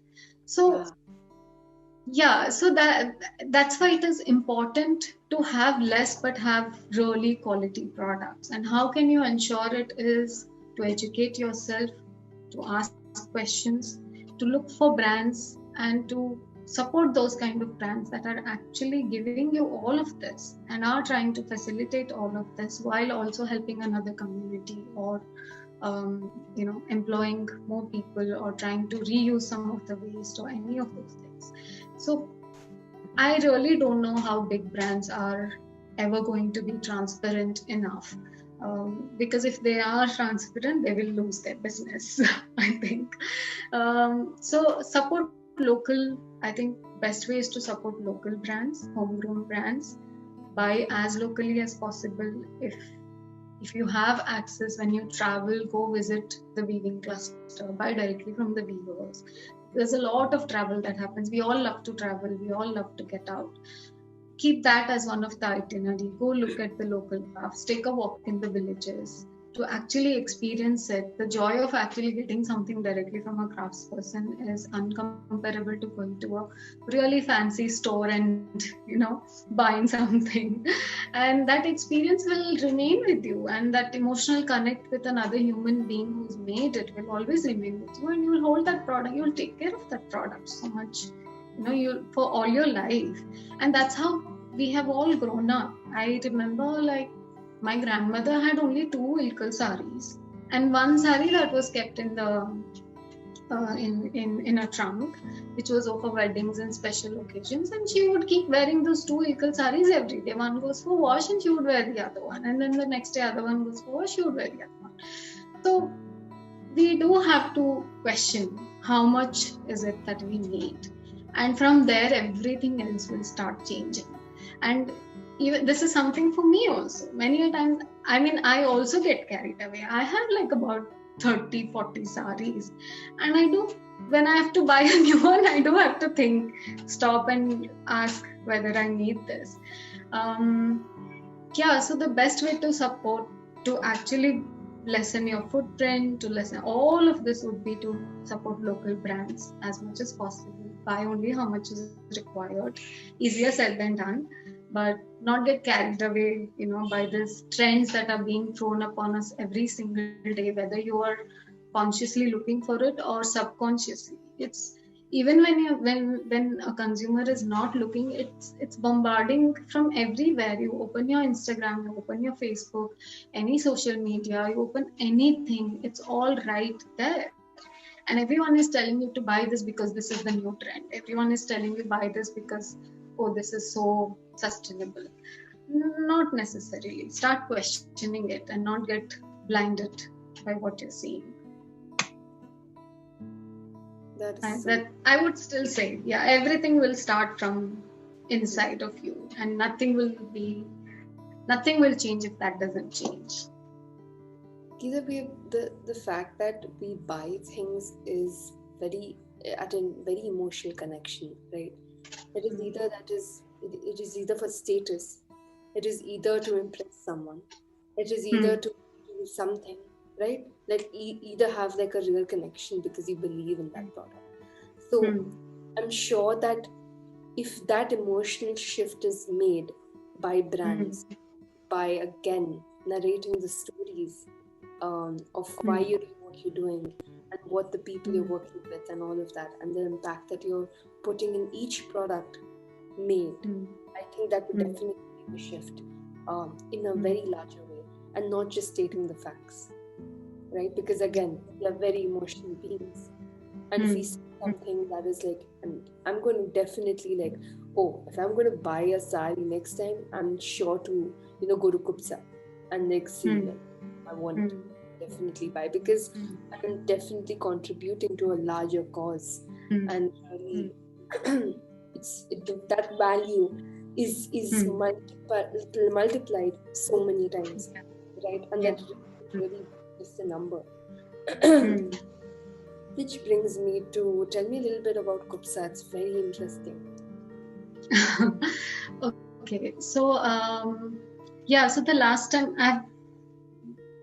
because I'm from that region, and because I've grown up with my grandmother, wearing a Khanna blouse and a ilkal sari, it's like the closest to me and my culture, I think. And I've always wanted to. I've worked all across India, but I had never had I had this thing that I will one day go back and do something, but I didn't know when that would be and how that would be. And even though the idea and all of that has always been there, it was still an impromptu start because I was not prepared to start KUBSA, and it just happened because I was questioned by the weavers. Like I said, I was there doing another project, and they kept telling me, okay, we'll do all of the sampling for you, but what next? Can you keep us engaged for the rest of the year? Can you give us work continuously so that we can, then we know. There's another big problem in this sector is that how the system works. So you have a merchant who will employ all these weavers. So the weavers will take loan from that person, and then they have to work the loan off. So it's like a bonded labor, right? So for most of them, when we approached for that project and we said, why don't you do sampling for us? And this is for your own good, and later on we'll get you orders and we'll connect you with direct customers and all of that.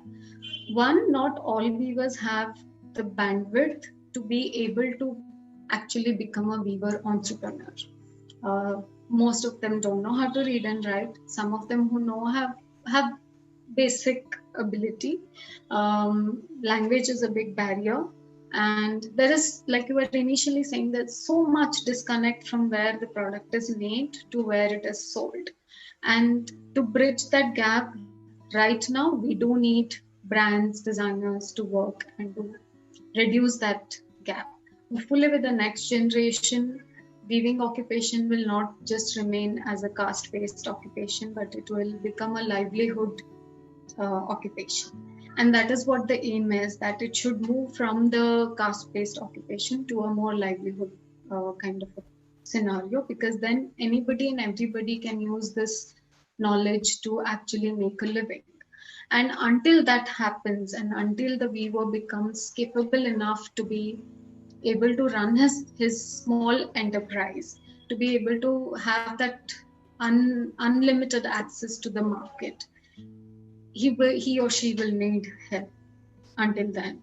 And I think KUBSA, so when I was doing that project, so we had just finished sampling, and by the time the website and all of that was going to go up, there would have been a lot of gap. And I said, okay, I was anyway planning to do this, so might as well just jump into it right there. And that's how KUBSA started. So I wasn't prepared financially or any way.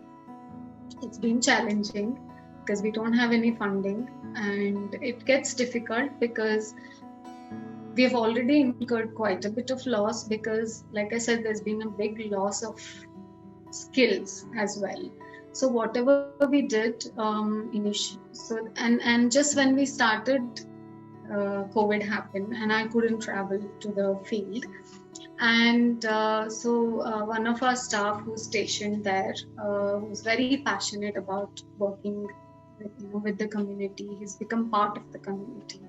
And so he was like, we can't keep them idle during the COVID times. So we were like, let's get them started with the production or sampling. So they started it, but because there was so much disconnect due to the distance and all of that, and even with all the technology, it is impossible to see what exactly they're doing until and unless you have high definition cameras, right? So so the first set of 30-40 stores that came, which I got after like 3 months, were all not up to the quality standards. Now again, that's another important subject to talk some other time, like how do we define a handloom quality, right? So because it's done by hand, on one end you are always trying to come up with a quality standard that is compared to the power loom or a machine made quality standard. On the other hand, you also know that the skill level can be to such an extent that you can get a perfectly quality product from a handloom. But because there's been all this lack of skill, for us it has taken so much time to actually get the weavers to come to a point where they can give us a good quality product. And until then, we didn't pay them less wages. We paid more than what they earn in their or they were earning before they joined KUBSA. And we are happy to incur those costs, because I do feel a sense of responsibility for doing this, and I do feel like if we can push through this first little hindrance, I'm sure we are going to be there. It's also the whole trust question. Like you were saying, like you have ideas that you want to go and work with a community, but to build, because there's been so much exploitation that to build a trust, it takes a lot of time. That's why it's taken us 1 year. And it's not like we have much to show for 1 year, but just the whole back and forth to actually sit with them, to convince them that this is going to do better for them. Why will they trust you? Like you're an outsider going there and telling, Acha, I do this and I pay you so much. They don't know if tomorrow you're going to go back there and give them more work. So all of these things, but given all of that, I think so I'm happy having smaller team right now, having fewer weavers right now, but having them engaged full time and paying them, like really good wages, so that they don't have any stress of, how they're going to sustain through that time. So yeah, it was all like really like fast, and things have been moving quite quickly in that sense. And now we seem to be on a good steady path. there are always issues in the sector. There's, I think, at one point in Gulabguda there were about 30,000 handlooms, and now we have less than 50. So from 30,000, yes, it was one of the biggest booming textile sector in North Karnataka, a very coveted textile. Khanna was so precious because one, silk was not so readily available. There was, in the olden days, of course, for the silk to be transported from southern Karnataka to a center like Gulabguda must have taken ages for them to have the merchants come there and sell it. And because silk was expensive and so precious, the women would make, so one Khanna is only half a meter and it's only 31 inches in width. So it's like a very small, tiny piece of fabric, but it's always cut at half a meter.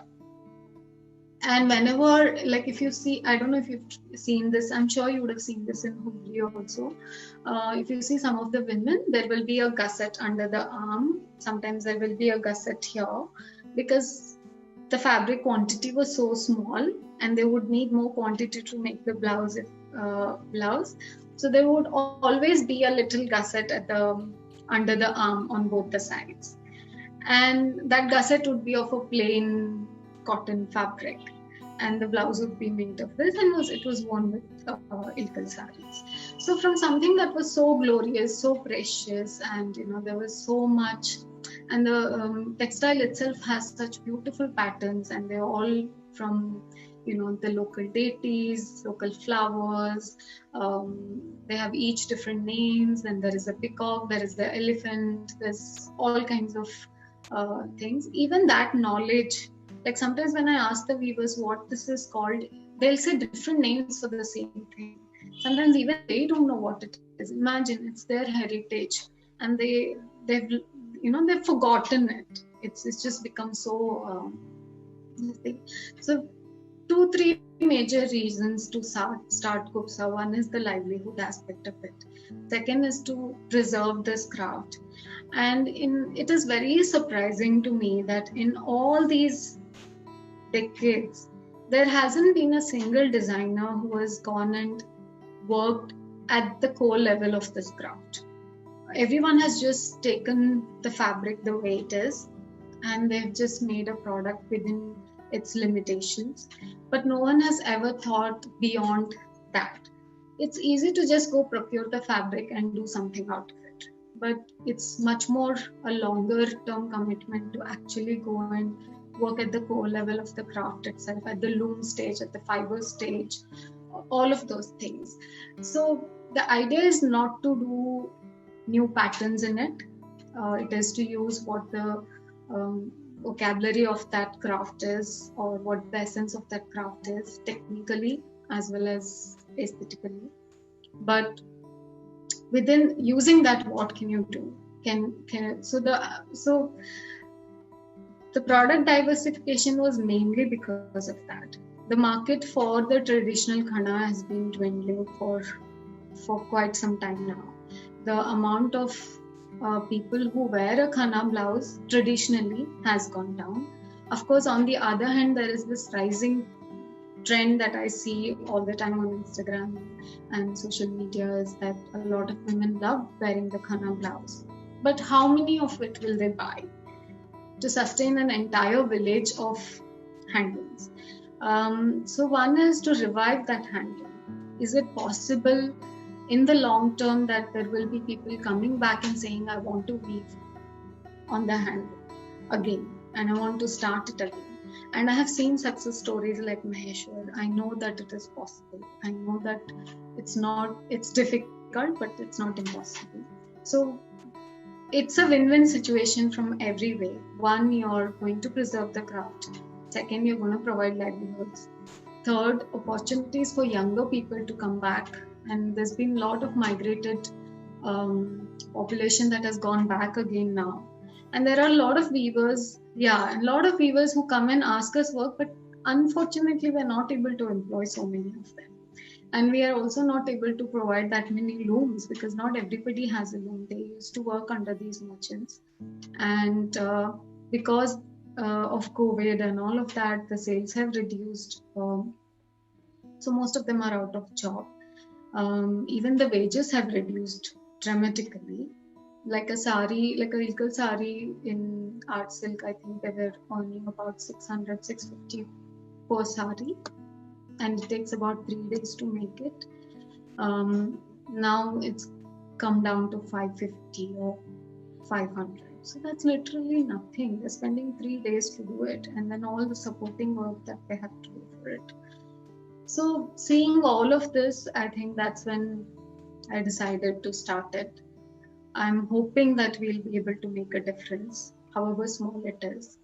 And I hope we'll get to see the results of all this effort that we're putting in. This is still a starting point. There are a lot of plans. There's a lot of the other angle to it again is the whole sustainability approach that we keep talking about. Is it possible that we can actually introduce cotton, because it's a cotton growing region, and most of the cotton, and it's black soil cotton, which is black soil is so perfect for growing cotton. And is it possible that we can reintroduce the local cotton and do natural dyeing? So we are already experimenting on all of this. We have started doing natural dyeing there. We're trying to source all the natural dyeing material from the local 100-kilometer radius. And so the first set of products that we made are cotton by cotton natural dyed stoles from the same Khanna weaving. And we also want to do saris and things like that. But it's it's a long-term process, because right now our cotton is not coming from the local farmers, because all this cotton goes to big mills, and then from there it becomes a yarn and all of that, and then it comes. So we will of course have to look at funding and all of those things, because it's going to be a massive project. But at some point we would want to, that's the long-term goal, that we should be able to source everything within like 100 to 100 kilometer radius and still be able to weave and produce something there. Because we have everything that we require in that region. And somehow North Karnataka has been, it is always considered this economically backward region, because no one has ever invested in it in the right sense. No one has invested where it is required to be invested. And we do require more people to come there and work, for sure. And as one individual, we can just, do so much. That's how much we can do at this point. But I'm hoping that will change in the coming years. Short, I'm sure you are going to definitely go way further than you have anticipated. I'm sure of it. And I wish all the luck to you. A couple of things. I would definitely want to fully support what you're doing, because it is everything that you said I completely agree on, because you said the cotton and everything can be locally sourced, and it is completely true that you can shift and really get locally sourced materials to kind of correlate in the product, right?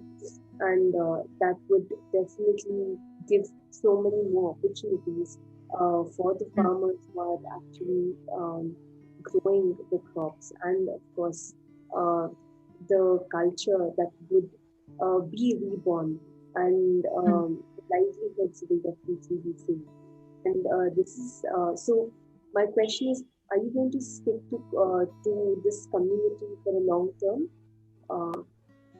Yes. So the plan is to actually, now we've only started with ilkal saris and the Khanna techniques. So we're just working with 2 techniques right now.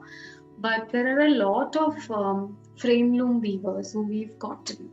And I think some of the government agencies who are working in this region would provide them with a loom and subsidized yarn, and the weavers used to weave it and give it back to the agency. But the wages that are paid are really, really bad. what I do not understand is, why would you take a skilled Khanna weaver and give them a free loom and ask them to do a plain fabric where they earn like 30 rupees a meter, 40 rupees a meter, and it just doesn't make sense. But anyway, that has already happened, and we now have like a large number of weavers who currently are in a very bad situation, especially after COVID. And most of them are struggling. Most of them have left weaving and they're doing something else. So when I was talking about connecting with the farmers and doing this it's a very large scale project, but I want to actually want KUBSA to be able to engage with these weavers and start another project as part of KUBSA, where we will of course work on the cotton weaving. There's also different, I think there are also, and people also keep talking in with all these weavers. I usually engage with a lot of conversations, and they do talk about certain dyeing techniques. There's another thing in Gulekuda which nobody knows of, very few people know of, is the indigo dyeing tradition in that village. So the traditional indigo dyeing was done for decades and decades, hundreds of years, where people do talk about this Chandrakali sari. When you talk to any ilkal sari aficionado or someone who's interested, they'll always talk about this Chandrakali sari, which was basically a black sari. Now, you know that in Hindu traditions, usually people don't appreciate wearing black. So this was an indigo dyed, natural indigo dyed cotton that was dipped for like at least 8 to 10 dips. If you're familiar with how indigo is dyed in the earthen pot which is under the ground, so it would be almost blackish, like a midnight sky, and that's why it's called Chandrakali sari. And I have only, so no one has like documented this, and there is no enough proof to know exactly how this sari was. It's all fragments and bits and parts. So that's one thing. Second is this, all the traditional Khanna and the ilkal saris, the weft was always the indigo dyed cotton. And unfortunately, right now, it's being replaced. Again, this indigo is very, very dark. And I've spent a lot of time with this dye. There's just two brothers who are doing this, two families. And unfortunately, they're now using synthetic indigo and not natural indigo. But earlier it was natural indigo, and they would get their natural indigo from Andhra Pradesh. Now it's all synthetic. And even they I wish we will be at some point able to revive this. And so just imagine if we can get the local cotton, we have the weavers, we have the looms, we have a traditional dyeing technique where you will hardly use any water, because right now we are doing indigo, natural indigo, but we are doing in a different process and not the earthen pot process. And for that process, we end up using quite a bit of water. And so sometimes even I do question when I say this is natural dyed, does it still justify the amount of water we are using for it? So if it can be this method, then we are going to save on the water a lot, because you just dip it directly, you dry it, you only do one washing at the end of it. So all of these things. So whenever we talk about, even as KUBSA, even though we are, so the aim will always be in trying to find solutions like this in the future. But surprisingly, not everybody knows about this indigo dyeing, and it has been there for ages, and even they have lost the skill because they're not using the traditional technique anymore. It's just basically the synthetic indigo being mixed with lime, and then they get a color, but it doesn't stay enough. It bleeds, and there are all those rubbing fastness issues. So at some point, we are hoping we will revive this dyeing as well, if we can go back to the old technique, completely natural.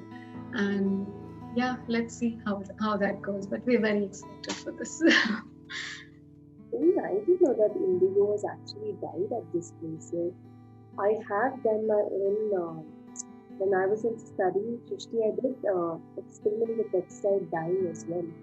I learned chemical dyeing as well as natural dyeing, and but I just learned about how to dye. I did not understand where it, I did know a little bit about indigo was used or is used, but like the fact that where it originated and how and which regions they were using, and this is quite an interesting.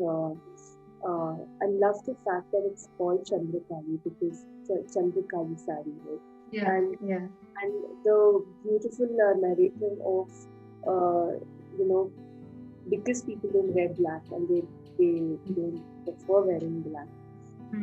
Dip the saris using indigo to make it look black. That's such a beautiful narrative, and the process in its own, right, of how they shifted their way of like, okay, it's not black, this is how we do it. But this is I mean, I'm sure that you will be able to get the cotton and do the indigo dyes the way you're supposed to. But you also raise a very important question there. Is there a way we can make our process a little better or a little environmental friendly, right? Yes, of course, using the traditional techniques, but it is always a good step to improve in our ways of making our products, right? So, how many weavers are you working with as of now? We have about 10 weavers right now working with us. And when we say weavers, we don't just mean one weaver. It actually means the family, because it's usually the husband and wife together working. Especially, so what happens is when we talk about the weaver, we are only seeing the person who's sitting in weaving, and we are not really seeing all the pre-processes that happen. So if I actually see that way, we are working with double the number of people, or even 3 times more the number of people. So we'll at least have about 30 people that we are actually employing on a daily basis. But at the core, usually it is the husband and wife who will work together. And so the wife will usually do all the reeling, joining, bobbin winding, all of those setups. The husband usually, or they take turns and they weave. So, but another thing why our products might seem little expensive for people is that we are paying for all of these different activities separately, and not as just for a completed sari that we only pay wages. No, it is not just the weaving wages. So the person who is going to clean the warp, even before it goes for any other process, will be paid for that. Then from there, and before making the warp, person who's going to do all the winding, warping, and then cleaning the warp, dyeing, bobbin winding, joining the warp to the loom, loom setting, all of it, all those activities. Then I would say we have about 50 people that we are working with currently. Very interesting thing. I'm not sure how much time we have, but I'll just quickly say. Okay. So very interesting thing is that once the KUBSA work started, what I realized is there are supporting crafts that actually support the weaving craft, and most of the time we only end up seeing the loom, and we'll only end up seeing the product being woven, and we don't see the other supporting crafts. So we found one person in entire Guled who makes these reeds. So I'm sure you would have seen what a reed looks like. It's basically fine comb-like structure, usually in metal. You might have seen on a loom, with which they start also beating, from which the threads are drawn. Basically, it literally is like a comb. It just has these straight lines and has those gaps. So traditionally, there was no metal, right? Everything was wood. and sticks and all of thread. So it's much later that actually machinery came in and the reeds were made in steel. So most of the Ilkalsari looms have this particular reed. It's called bamboo reed, but it's not bamboo. It's actually from a particular kind of jawar variety that is grown in Hubli region. And yes, it's called Hubli Joda. And so this person, he said he actually goes to Hubli to pick up the stems of that jawar. And when it's dried, and they use the bark of that stem to make these reeds. And there's a way that he will actually chip each of them, and he'll cut them each in a certain way. And if you know weaving is all about calculations. So it's how many number of threads are sitting in one particular inch, how many, how close they need to be, and all of that. And you just have to tell him what number you want, and he can make it for you. Just imagine the skill of that person. How he doesn't have a scale. I don't know how he does it. He doesn't have a scale. He doesn't keep measuring everything. You just have to tell him, I want 120's read here, I want 68's read here, or I want 72's read here, and he can do it for you. And there is only one family. That's it. And if something happens to him tomorrow, we lose that skill completely. It is so unfortunate. And so it's only when I started KUBSA, I realized that you can actually have impact on all the supporting crafts. And and when we talk about sustainability, what can be more sustainable than something that's made from jawar stick, which used to be locally grown, and you're making it may not last you. So mostly what has happened is that I think with the weavers, because they've changed the material and everything, that these reeds, if one of them breaks, they need to get it repaired. So nobody has that time now. So everybody's moved to the steel reed, but the steel reed has to be, there's mining, there is machinery involved, there is forest being deforested, there is so many issues with that. So you can just imagine to what extent it has seeped in.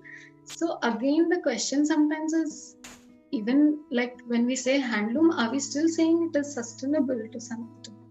So in all its entirety, sustainability may not be so achievable, but to some smaller aspects, it can still be achieved. And it's like basically rewinding the clock and going back. Now, the other problem is he is saying that the Joda is only available in a limited places. Like he'll always have to come to Hubli. I'm sure probably it was earlier available for certain crop cycles, that somebody would still put Hubli, that particular Hubli Joda variety, even in Gudekula. But now he's saying he has to always come back to Hubli to get it. So again, we go back to the hybrid crops, hybrid jowar that has come, all kinds of hybrid seeds. So everything the whole cycle is so much more complicated. And many a times when I'm doing these projects, we usually talk about, like we were talking about cotton, right? So now most of the cotton is BT cotton. I'm sure you've read about the BT cotton and all the problems that it has brought into environment cycle, farmer suicides, all of that. And we didn't have, it's a hybrid. It is not a desi cotton. So now the thing is, we will have to go back to desi cotton again. So that's why I said it's a very long, ongoing process and a very big project at its scale, because that means we have to first start convincing the local farmers to start growing the original variety of cotton that they used to grow in this particular region. Now, again, each region will have its own different variety of desi cotton. And why was desi cotton discarded? Because it couldn't have been spun on a machine. They needed a long staple cotton. So because earlier there was no machine to spin the yarn, no, everything was spun by hand. So everything was essentially khadi, like many decades ago, hundreds of years ago. So after the Britishers came in, and then they decided to bring the ginning machines, they decided to bring set up mills and all of that. So in the mills, you cannot spin short staple cotton. So that is why long staple cotton was introduced. So there was a lot of genetical modification of these crops that has happened.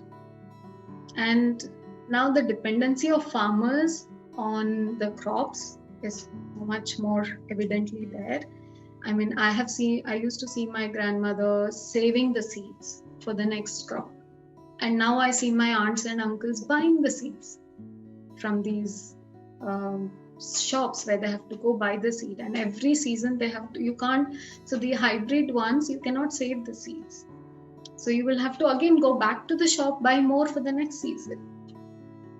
So it has infiltrated to such a level that it seems sometimes very overwhelming when you think of it. So, and I know a lot of people, a lot of organizations are fighting so hard and trying to, bring change at that core level. And it is quite a task.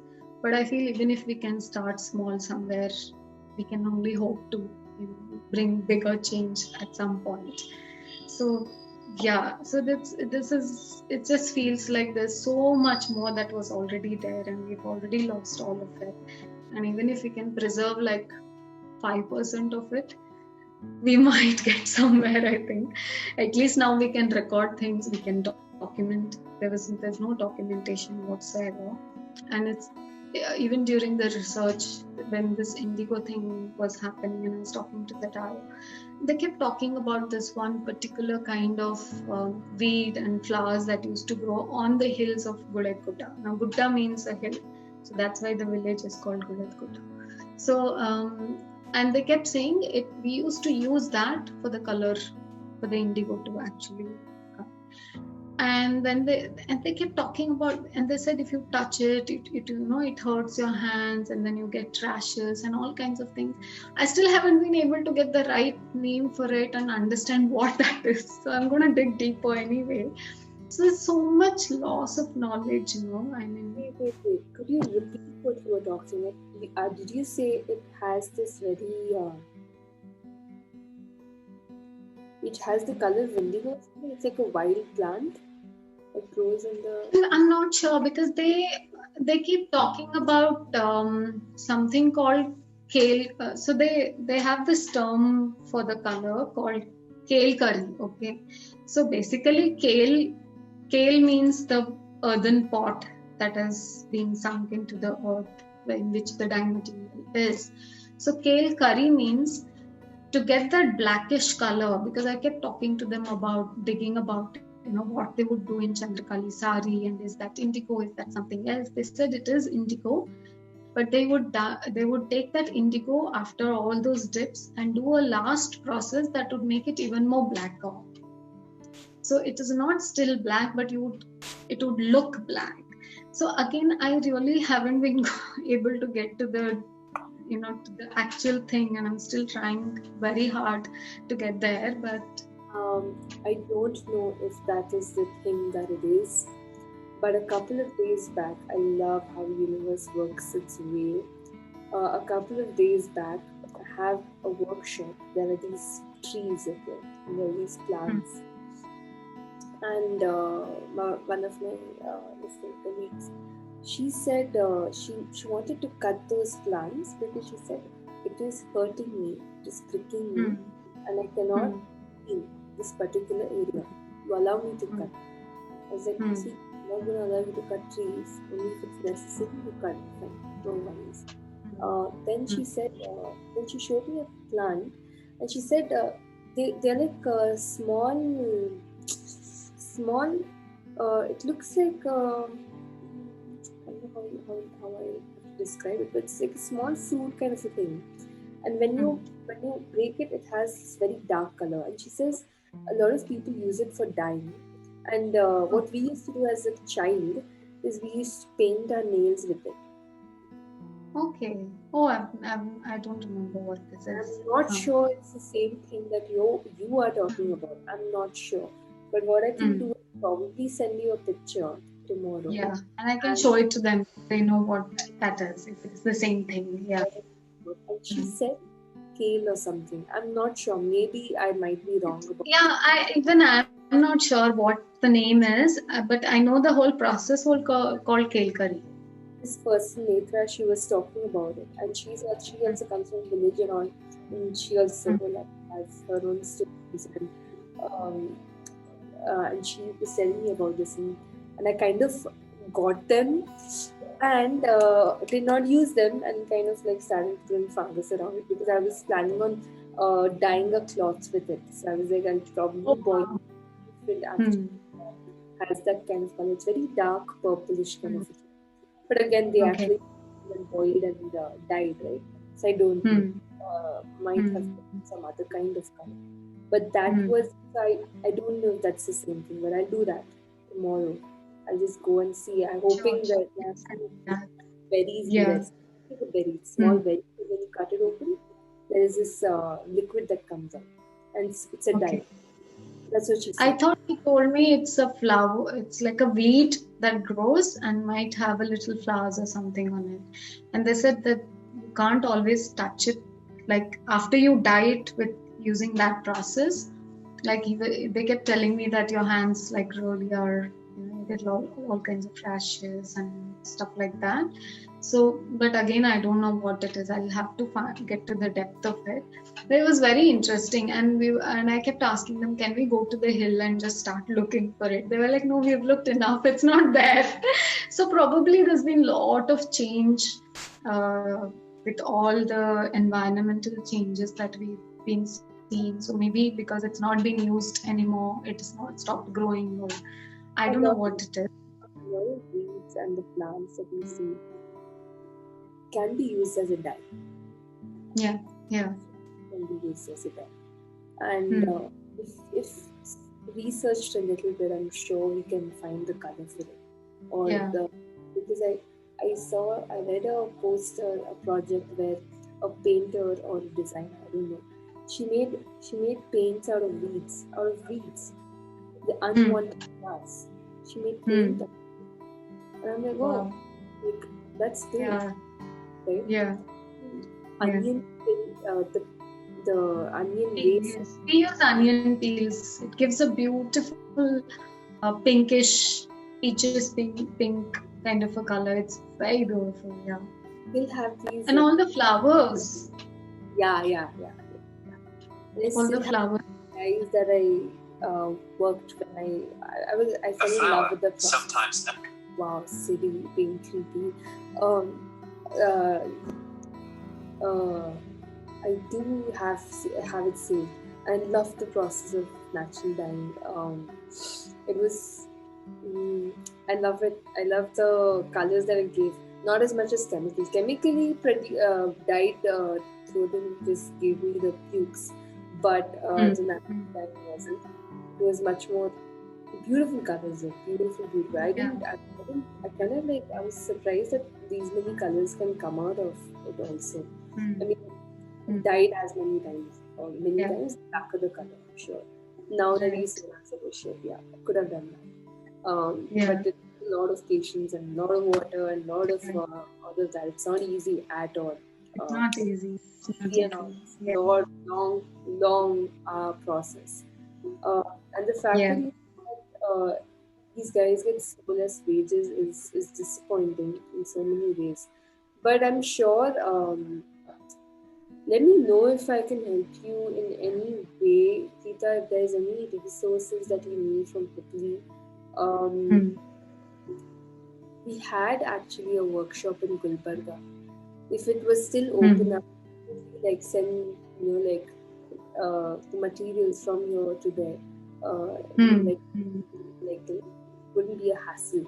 But if there is something that you want from Hubli that is any way that I could deliver it to you, then please let me know.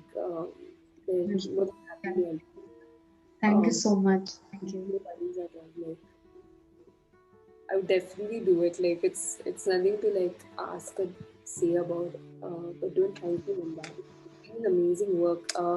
This is.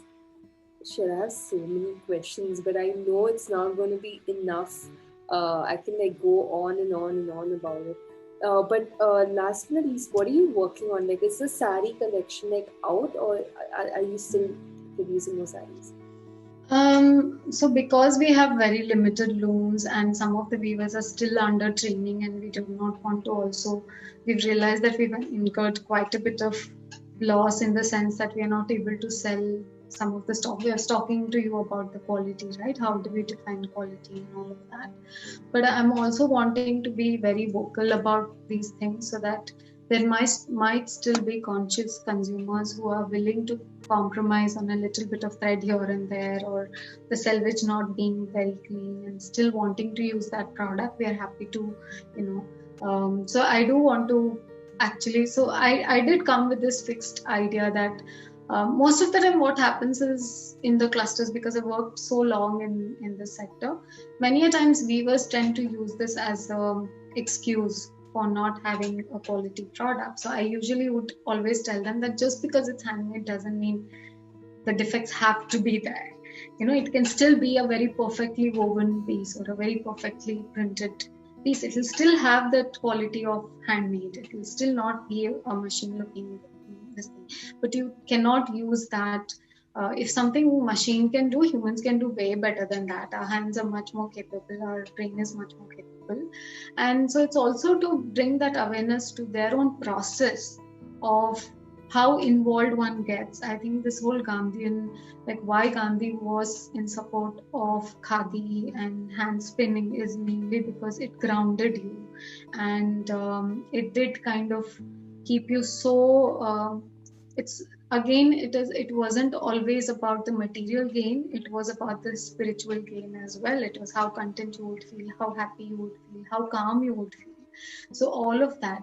Very interestingly, I don't know if you've heard of Martin Singh, who is very fondly called as Mapu in our sector, an inspiration for a lot of designers, lot of revivalists and all of that. And I was watching one of his talks and he was talking about the khadi and the whole Gandhian philosophy behind it, and why Gandhi wanted to promote it. And he's worked all over India, and he was narrating his own experience of working in Konduru, which is a big khadi producing sector in Andhra Pradesh. And so in Konduru, he said he met this old lady who was still spinning. And so he was asking her that you're not making much money, so why are you doing this? So she said that I'm okay eating one less meal a day, but this is what keeps me very calm. I feel very happy. I feel very content. Keep me so grounded. I feel like there's a lot of this. So we always underestimate what it is to do things with our hands and how it involves us as a human being in the process, how it grounds us. And now I do see that people have started actually exploring this aspect, and somehow we have lost that because of all the automation, because of the kind of lifestyle we lead. And I think that's another thing at the core of me, where that's why I like being in the villages, because I can experience all of this and I can see things, I can feel things. It's a sensory pleasure in all sense, not just by sight. Right now we are only seeing and not really feeling anything.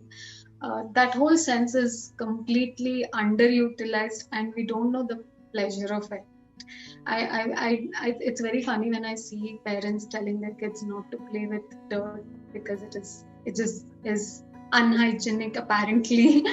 I wanted to tell them I've grown up in dirt. Like, gee, yeah. Stop doing that to your kid. Let them sit and roll exactly. in the water. Exactly, yeah. Be more healthy for them than you would ever imagine. So Right. Yeah. So all of that. Yeah. I forgot what you asked me. I think you were asking me what we are doing other than just saris or something like that. So right now we are doing saris, we are doing stoles, and trying to expand the market for the weavers and for this particular textile. Like I said, no one has really done anything at the loom stage or the fiber stage in this particular craft.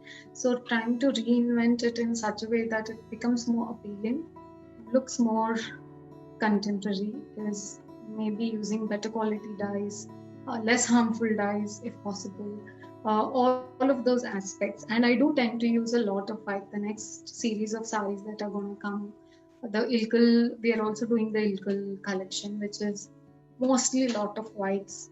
And I know people might get bored of seeing it, but I feel like if you don't have to use a dye somewhere, it's the perfect thing because you're not wasting water, you're not using more resources, all of those things as well. But then of course you still have to have some color to it and things like that. So we're doing Ilkal saris. There will be more of the Khanna saris that are going to come. But again, we do not want to rush into it, so it will be a slow process. We are giving it enough time, and the aim is not just to make a profit or those things. So it's always should be always in the interest of the craft and the weaver. So hence it's a very I don't know how customers are going to react to something like this, especially in the beginning stage. I know that people get excited about something and then they have to wait a month or something for the next thing to come up.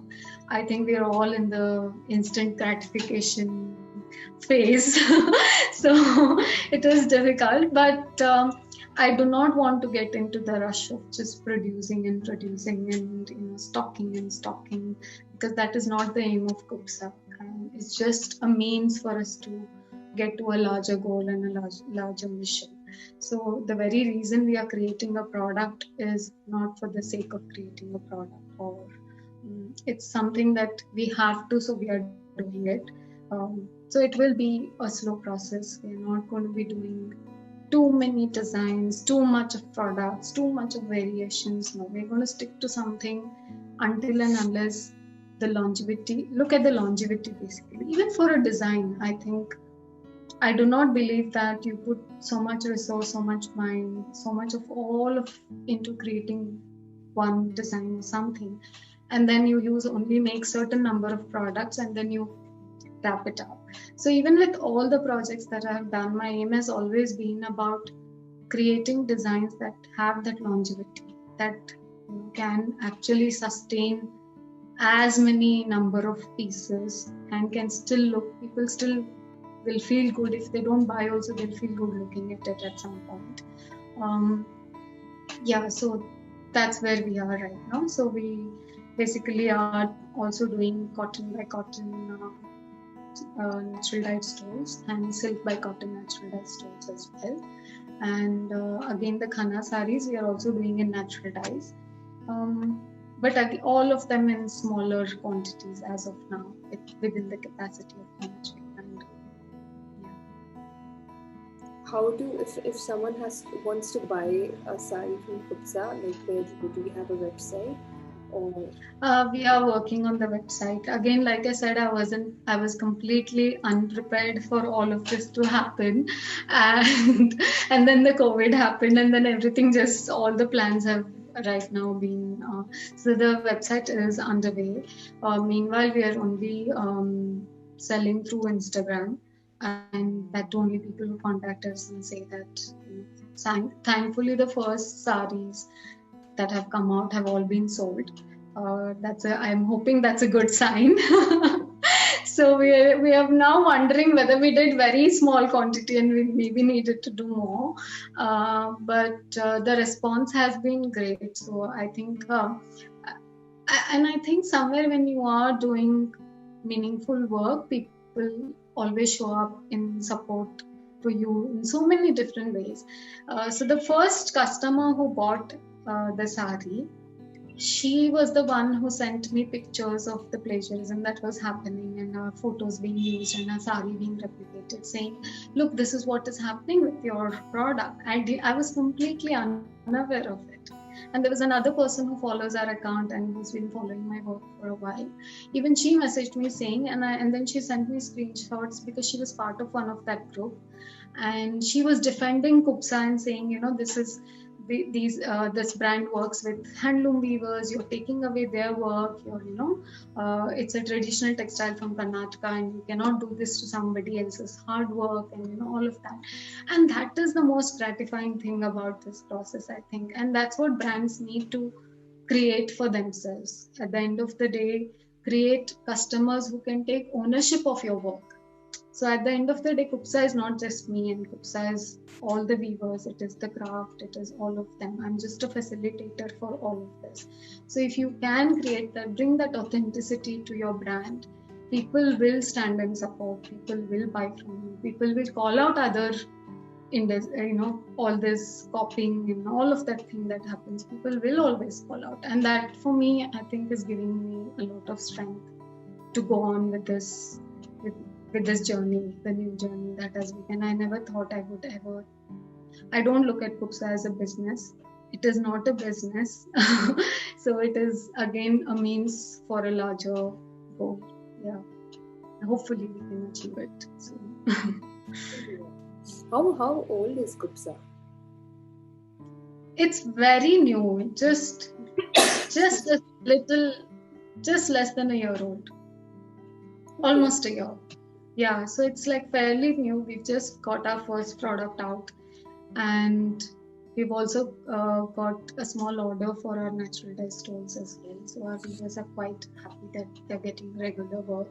So I think because they all take ownership of it, they're also such a big part of the team and part of co-creating everything. So they keep asking, Madam, order banta, ye naitu, all of those things. So it's literally like a family. It's really nice, and I hope that will stay intact even if we grow bigger or all of those things. But that is nice. That is quite gratifying to see.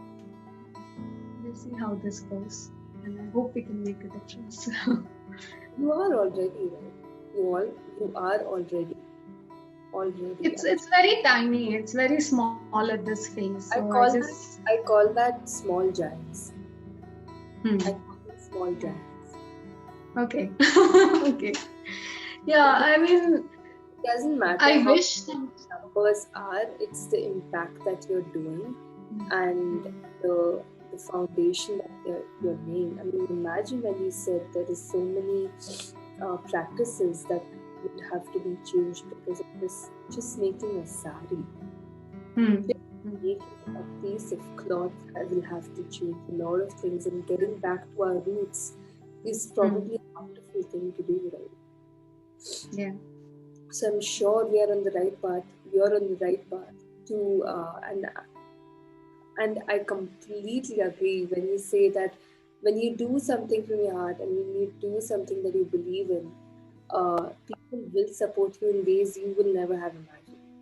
Yeah. I completely agree, and I completely thank you for being here for this thing where you have given your time and your knowledge over here, right? It's been wonderful. I know you have immense again knowledge about so many things that you've done all your life. You've definitely been such an inspiration. I'm sure definitely keep in touch. If there's anything that you need from my side, I'm definitely be willing to help. If not me, I will definitely try asking for help around. Hoping to be of help at least a little bit. It would be great for me. That means a lot. Thank you so much. Thank you. And I'm glad we had this conversation. I know we had been wanting to do this for a while, and it's just when things have been, like I said, it's a lot to manage something like this, even though it is very small. I think maybe when it becomes bigger, it might be easier to handle because there'll be more people. When you have to launch the rocket, it's like then you have exactly. And it's like, oh, fail, oh shit, this is not working. Go get that thing, and like there's so many glitches, but that's the fun, right? That's the Yeah. And it's taught me a lot personally also, because initially I remember when I would work on projects as a designer, if something would not go the way I would have wanted it to be, I would really get like worked up and I would really get upset, and then I would be like, "Arey, now what do we do?" All of that drama used to happen. And now I'm seeing that so I'm usually now more stressed about finding a solution. I'm not stressed about the problem. I'll be like, okay, and every day there is a new problem, and it's very funny how this whole sector works. And because everything is done by hand, right? And there's so many people involved, and so one day the yarn will be breaking, there will be some issue with the quality. Even if ensured everything is fine, there will still be things going wrong. And then suddenly one day, I mean, we've had rains now in North Karnataka, there's been flooding and all of that. The weavers' homes have been tripping because those houses are not meant for rains. Those houses are meant for semi-arid, like mostly summer, hardly rainfall, those 2 months, 3 months rainfall, and not so heavy rainfall also. So these houses are basically, they don't even have concrete, the old houses. They just have wood, they have wooden beams, they have local stones and lot of soil. So the whole roofing will be soil. So because of that, everything has been leaking. All our production has gone very, very slow. So by now we were supposed to have the whole collection ready. And we only have one sari out right now, and others are still in the process. So these are unforeseen things that will suddenly come up. And that's where I feel like I do not ever want to be in the race of just producing. I do not want KUBSA to be ever inclined on bringing this festive range or spring summer range or whatever. You buy our sari. It's impossible to Exactly. do it. First Yeah. because it's so much work just to put out these saris, man. Like, it's not an easy cake. And Right. then if you have these, we are not working with machines. We are not working with the fast fashion thing. The whole point is to slow down. The whole point is to be aware of what we are buying and from whom we are buying and whom we are supporting. So I'm sure like that is the root um, thing of even starting. That's the starting point. Yes. So you cannot definitely have varieties in this.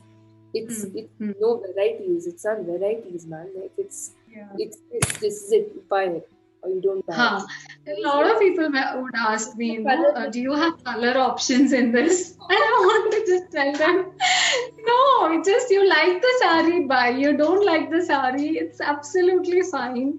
But I do understand. I think we've always, right now especially, there is so much choice. Sometimes I walk into these malls and into these stores and I'm like, I don't know what to even look at because there is so much and it is so overwhelming. And you will have 10 color options, 10 varieties, all cheaply made still. And I'm like, what is the point of this? I mean, who are we trying to cater?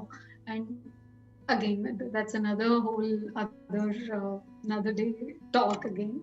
But it it has made people very used to having options and having choices. And so like this first collection, all of it is going to be black, gray and white, and I've not even done too many colors because there's only so much. You don't need too many colors. You just work with 2-3 colors, and that's more. One is white, so there's no color only in that. I'm not even dyeing it. So we've just decided we'll only do this for a while, and the whole collection is going to be 3 colors and 1 white. That's it. Natural as is the silk. And I mean, I wish I didn't even have to do these 3 colors also. I wish I could do everything in as little color as possible, as little dyeing as possible. But we will get there, I think, eventually. Yeah, so the people do ask, is there a color option in this? I mean, yeah, we will have something. But and then someone posted saying, oh, you're doing the same color saris again, you're producing more of those. And I was like, yes, we are doing more of the same. And we'll keep doing until and unless one day we realize no one is buying them. Until then, we'll probably keep doing the same. We don't have to keep reinventing every time. And so it's funny, it's nice, it's good to have all these different perspectives and question everything and find answers for everything. It's good. It encourages you to think further, think deeper, and know what is necessary. what is not. Yeah, correct. Not every time if the customer says that you want a variety, you have to give it to them. It's because, Right. again, Yeah. you have to set your own boundaries and your own values. That would really bring out the authenticity of the brand. Not and not lose your own way of why you do it. So that if let me know if there's any there's the new sarees coming out. I'm a big saree fan. If there's a cotton saree, I like that's the thing, right? Even if I want to buy something, like I don't know, and right now the whole point of me even consuming anything is, if I want to buy something, I would definitely like see if this is the brand I want to go with, or this is the community I want to support with. I'm not just I've stopped buying clothes. No more clothes. I'm done. So that being said, I was also thinking I'm doing salvage life, but I'm not sure how to integrate, because I know that you have a lot of knowledge in terms of sustainability, in terms of production, in terms of textiles, craftsmen, and all of that. And I was just thinking how we can bring more awareness to what you're doing in a way where it's going to be interactive as well, but also would definitely have this kind of impact on the individuals, where they can also practically kind of imply that in their own lives.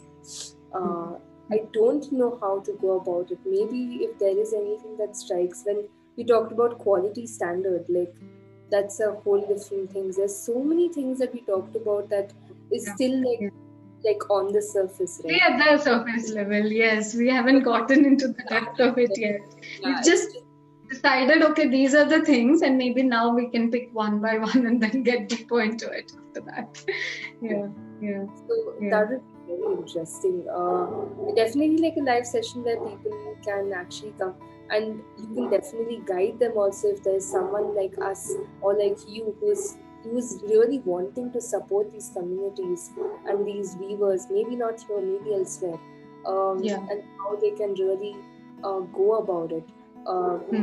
How they can create some projects. I don't know, maybe create a few projects that where we could reach out to either the consumers or the producers in the villages or at the urban space, and really try encouraging a movement. That would be very interesting. That's what now I'm just brainstorming with you, Geeta. Like I'm just like, that's okay. No, I think it's good. It's good to, yeah. I think one more thing, I think, like if people can get out of this idea of, wanting to wear a certain look for one particular occasion, and then that's it. And then you have to always, there seems to be this pressure of wanting to wear something different, something new every single time.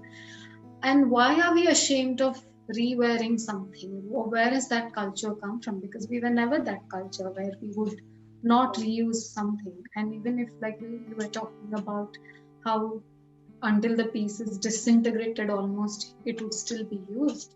And like I'm also working on another project which is going to start in Gulbarga this March. It was supposed to start last March, but again COVID happened, and the impact that it has had, I've not had the chance to travel back to my hometown. And so from this March we're going to start. So there's this beautiful tradition of quilting in North Karnataka, and we call them khawdi. And so basically whatever old fabrics were left from the family members, usually in summers there's not much agriculture because this is a semi-arid land, and usually, during that cycle for 1 or 2 months there's hardly any work on the farm. So the women of the house, especially the older women, like my grandmother used to make this quilt, and she would use some of her old saris or my grandfather's dhotis as the back piece, and then all the cut bits of all the other kids wear and everybody's old clothes that are almost tattered, and use those for patching up on the quilt. And very interesting thing is that if the fabric was shaped in a certain way, there was no scissors then. They would just use that, whatever you would use in the kitchen, no? They would use that to tear the fabric. So it would be in some weird shapes sometimes. And I have seen quilts where there has been no effort to change the shape of the fabric, and it was attached the way the shape is. And so basically, they were not wasting even a single bit of that fabric. And that's the beauty of it. And these quilts last for years and years and years. I still have some old quilts. And one of my aunt has made me one quilt, and I was visiting her village when I actually did my craft documentation on this quilt when I was like in 2004-5, when I was still a student at NIT. And even though I came from that region and I've used these and I've seen it and all of that, I didn't know there were any motifs in it. So as a student, I had all these. So when I was discussing this with my faculty, and she said, why don't you then document this? And I was like, I'm not sure if there's enough to document. She said, okay, just go. It's okay. You just go. Whatever is there, you document that. And I was like, okay, great. And then when I started looking, that's when I found there were so many motifs, and there were some embroideries also that were done on top of it. And I traveled to Bidar, some villages in Gulbarga, all of my relatives, because they're all in the villages. So I have like the whole repertoire of it. It's easy. It's very easy for me. I can just walk into any village in North Karnataka and use my family connection somewhere, and people will give me shelter and food. So, and then that's when I realized I saw differences of the technique itself, but there was so much more to it, and it was not just a plain patched quilt. And again, the same issue, no one wants to make it anymore. It is out of fashion. So they all get these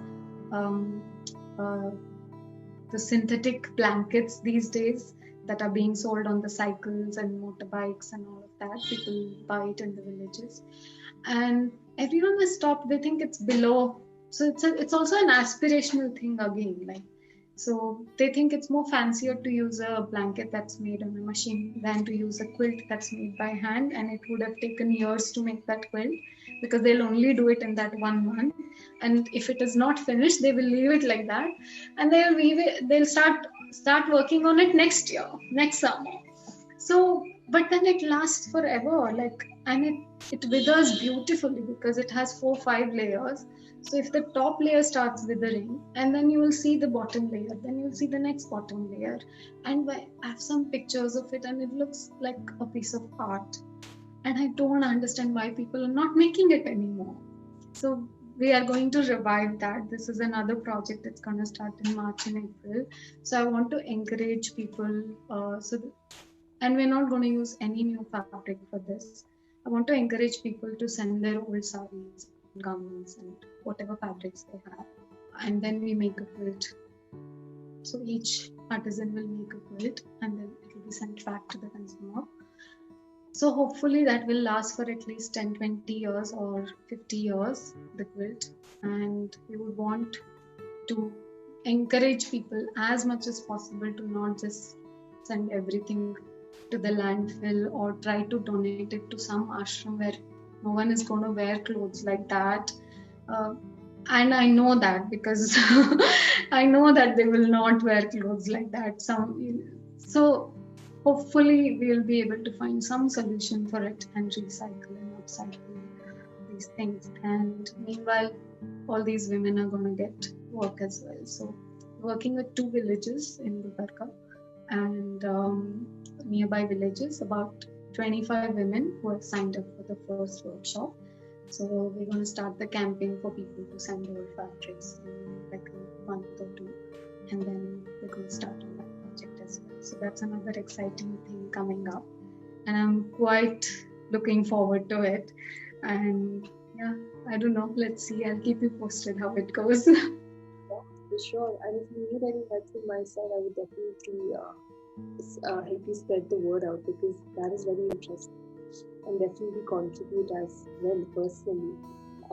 That'll be great. I need more people actually. That's where right now I think we are struggling, because it does need a lot of commitment, and we need people to travel and spend time there. These are things it's very difficult to do, online or anything, and hence we've not been able to kickstart the project.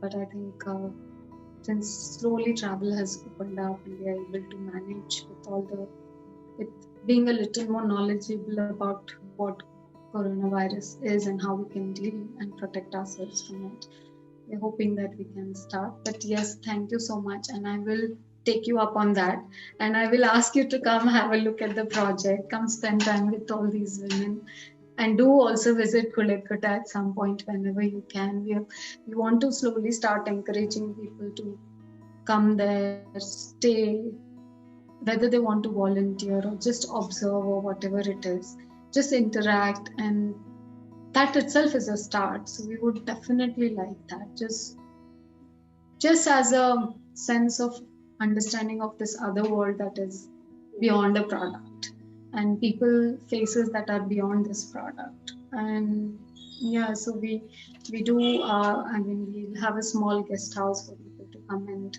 experience village life, eat jolad roti, and really filled with chili vegetables. We know North Karnataka food is going to have lots of chili in it, but yes. It'll be good. That's me. Yeah. Like, dude, I don't consider myself Gujarati at all. I'm like, call me that or call me anything South Indian, because I love chutneys, I love like chilies, and I love Neelamma's food. She's a proper Lingat who makes spicy ass food. Oh, nice. Yeah, you're in Hubli. I keep forgetting that. Yes. Yeah. She makes amazing. Like, she makes some rotis and jwarat roti, as you said, and she has this own. And she's like, I do it, and she has like 10 chutneys that she makes, and I'm like, Yes. I It's such healthy food. It's so healthy. I don't understand why we are on these diets that are really harmful for your body and do nothing and are not environmentally great either. I mean, just eat jolad roti and whatever is local to your region, just eat that and you're going to be absolutely fine. You know. You won't, I mean, this is okay. This last one thing I have to tell this anecdote, because we have, so flax seeds, suddenly, I was hearing so much about flax seeds, and at that point I was in Bombay, and so I just went to a supermarket, picked up flax seed, and I was wanting to make something out of it and all of that. And then my mom came to visit, and she was like, what is this? And I said, it's this superfood, and it is high in antioxidant, it's great for skin and hair and all of that. And she just looked at me and she was like, you've been eating this all your life. And I was like, what? I mean, and I do consider myself quite rooted, and I still didn't know it was flaxseed. And then, because I had only seen it in the chutney form and I had not seen it in its seed form. And then she was like, you've been eating, and our cows eat it. It's not just us, even the cows do eat it, and hence the milk is much more healthier, and it's all of that. And then she was like, you paid so much money and got it. I mean, your aunt grows this in her farm. So that's how disconnected we are. I mean, it's one of the biggest examples how we don't know our food, we don't know our culture, we don't know where we come from, and all of those things. Yeah. So I hope. But as soon as I can explore, I mean, this is such a great insight. I hope I can explore all of this with you, like, and of course, like, be connected, because this is because I live here, right? Like, Geeta, like, I didn't know all of this existed, and I guess through you, like, it can definitely be a medium for me to probably like make these conscious choices and know what is around you and know what, and maybe like more people like me, I could definitely encourage other people and have this ripple effect. That would be wonderful. Yeah, I'm so happy that I know someone from Karnataka who's like actually working like with these communities. I was like, oh yeah, like finally I get someone to like really share their story, right? Like, it's just been such a, like, even for me to come to this stage, I've just tried to do certain things so many times, but it's just like, it's just been like not working out, right? And maybe I don't know how this happened, but it kind of like did connect in a way, right? Like having these platforms, and my whole point to even start this was search individuals who have that uh, perception or different perception of doing things, of making things, of thinking the way they are thinking, right? Really connect, because it doesn't have to always be these people who have achieved or have these many followers or have these many people or businesses or all of this. Like, dude, like you need to start seeing things that are around you, uh, like connecting with people that are around you, and really knowing that that's where you start. ರಸವಳ್ಳೆ ಕುಡಿಬೇಳೆ ಚಾಪರಕ ಚಲ್ಲವಾರದತೆ ಚಾಪರಕ ಚಲ್ಲವಾರದತೆ ದಟ್ಟಿಯ ಊಟಾನ ದಟ್ಟಿಯ ಹೊತ್ತಾನ ಘಟಸಿ ಮಣ್ಣ ತುಳದಾನ ಘಟಸಿ ಮಣ್ಣ ತುಳದಾನ ಘಟಸಿ ನೀ ಮಣ್ಣ ತುಳದ ತಾ ಮಾಡ್ಯಾನ ಜಾಣ್ಯಾರ ಹೊರವ ಎರಣಿಗೆ ಜಾಣ್ಯಾರ ಹೊರವ ಎರಣಿಗೆ ಜಾಡಿಯ ಹೊತ್ತಾನ ಜಾಡಿಯ ಹೊತ್ತಾನ ಜಾಡಸಿ ಮಣ್ಣ ತುಳದಾನ ಜಾಡಸಿ ಮಣ್ಣ ತುಳದಾನ ಜಾಡಸಿ ನೀ ಮಣ್ಣ ತುಳದ ತಾ ಮಾಡ್ಯಾನ ಜಾಣ್ಯಾರ ಹೊರ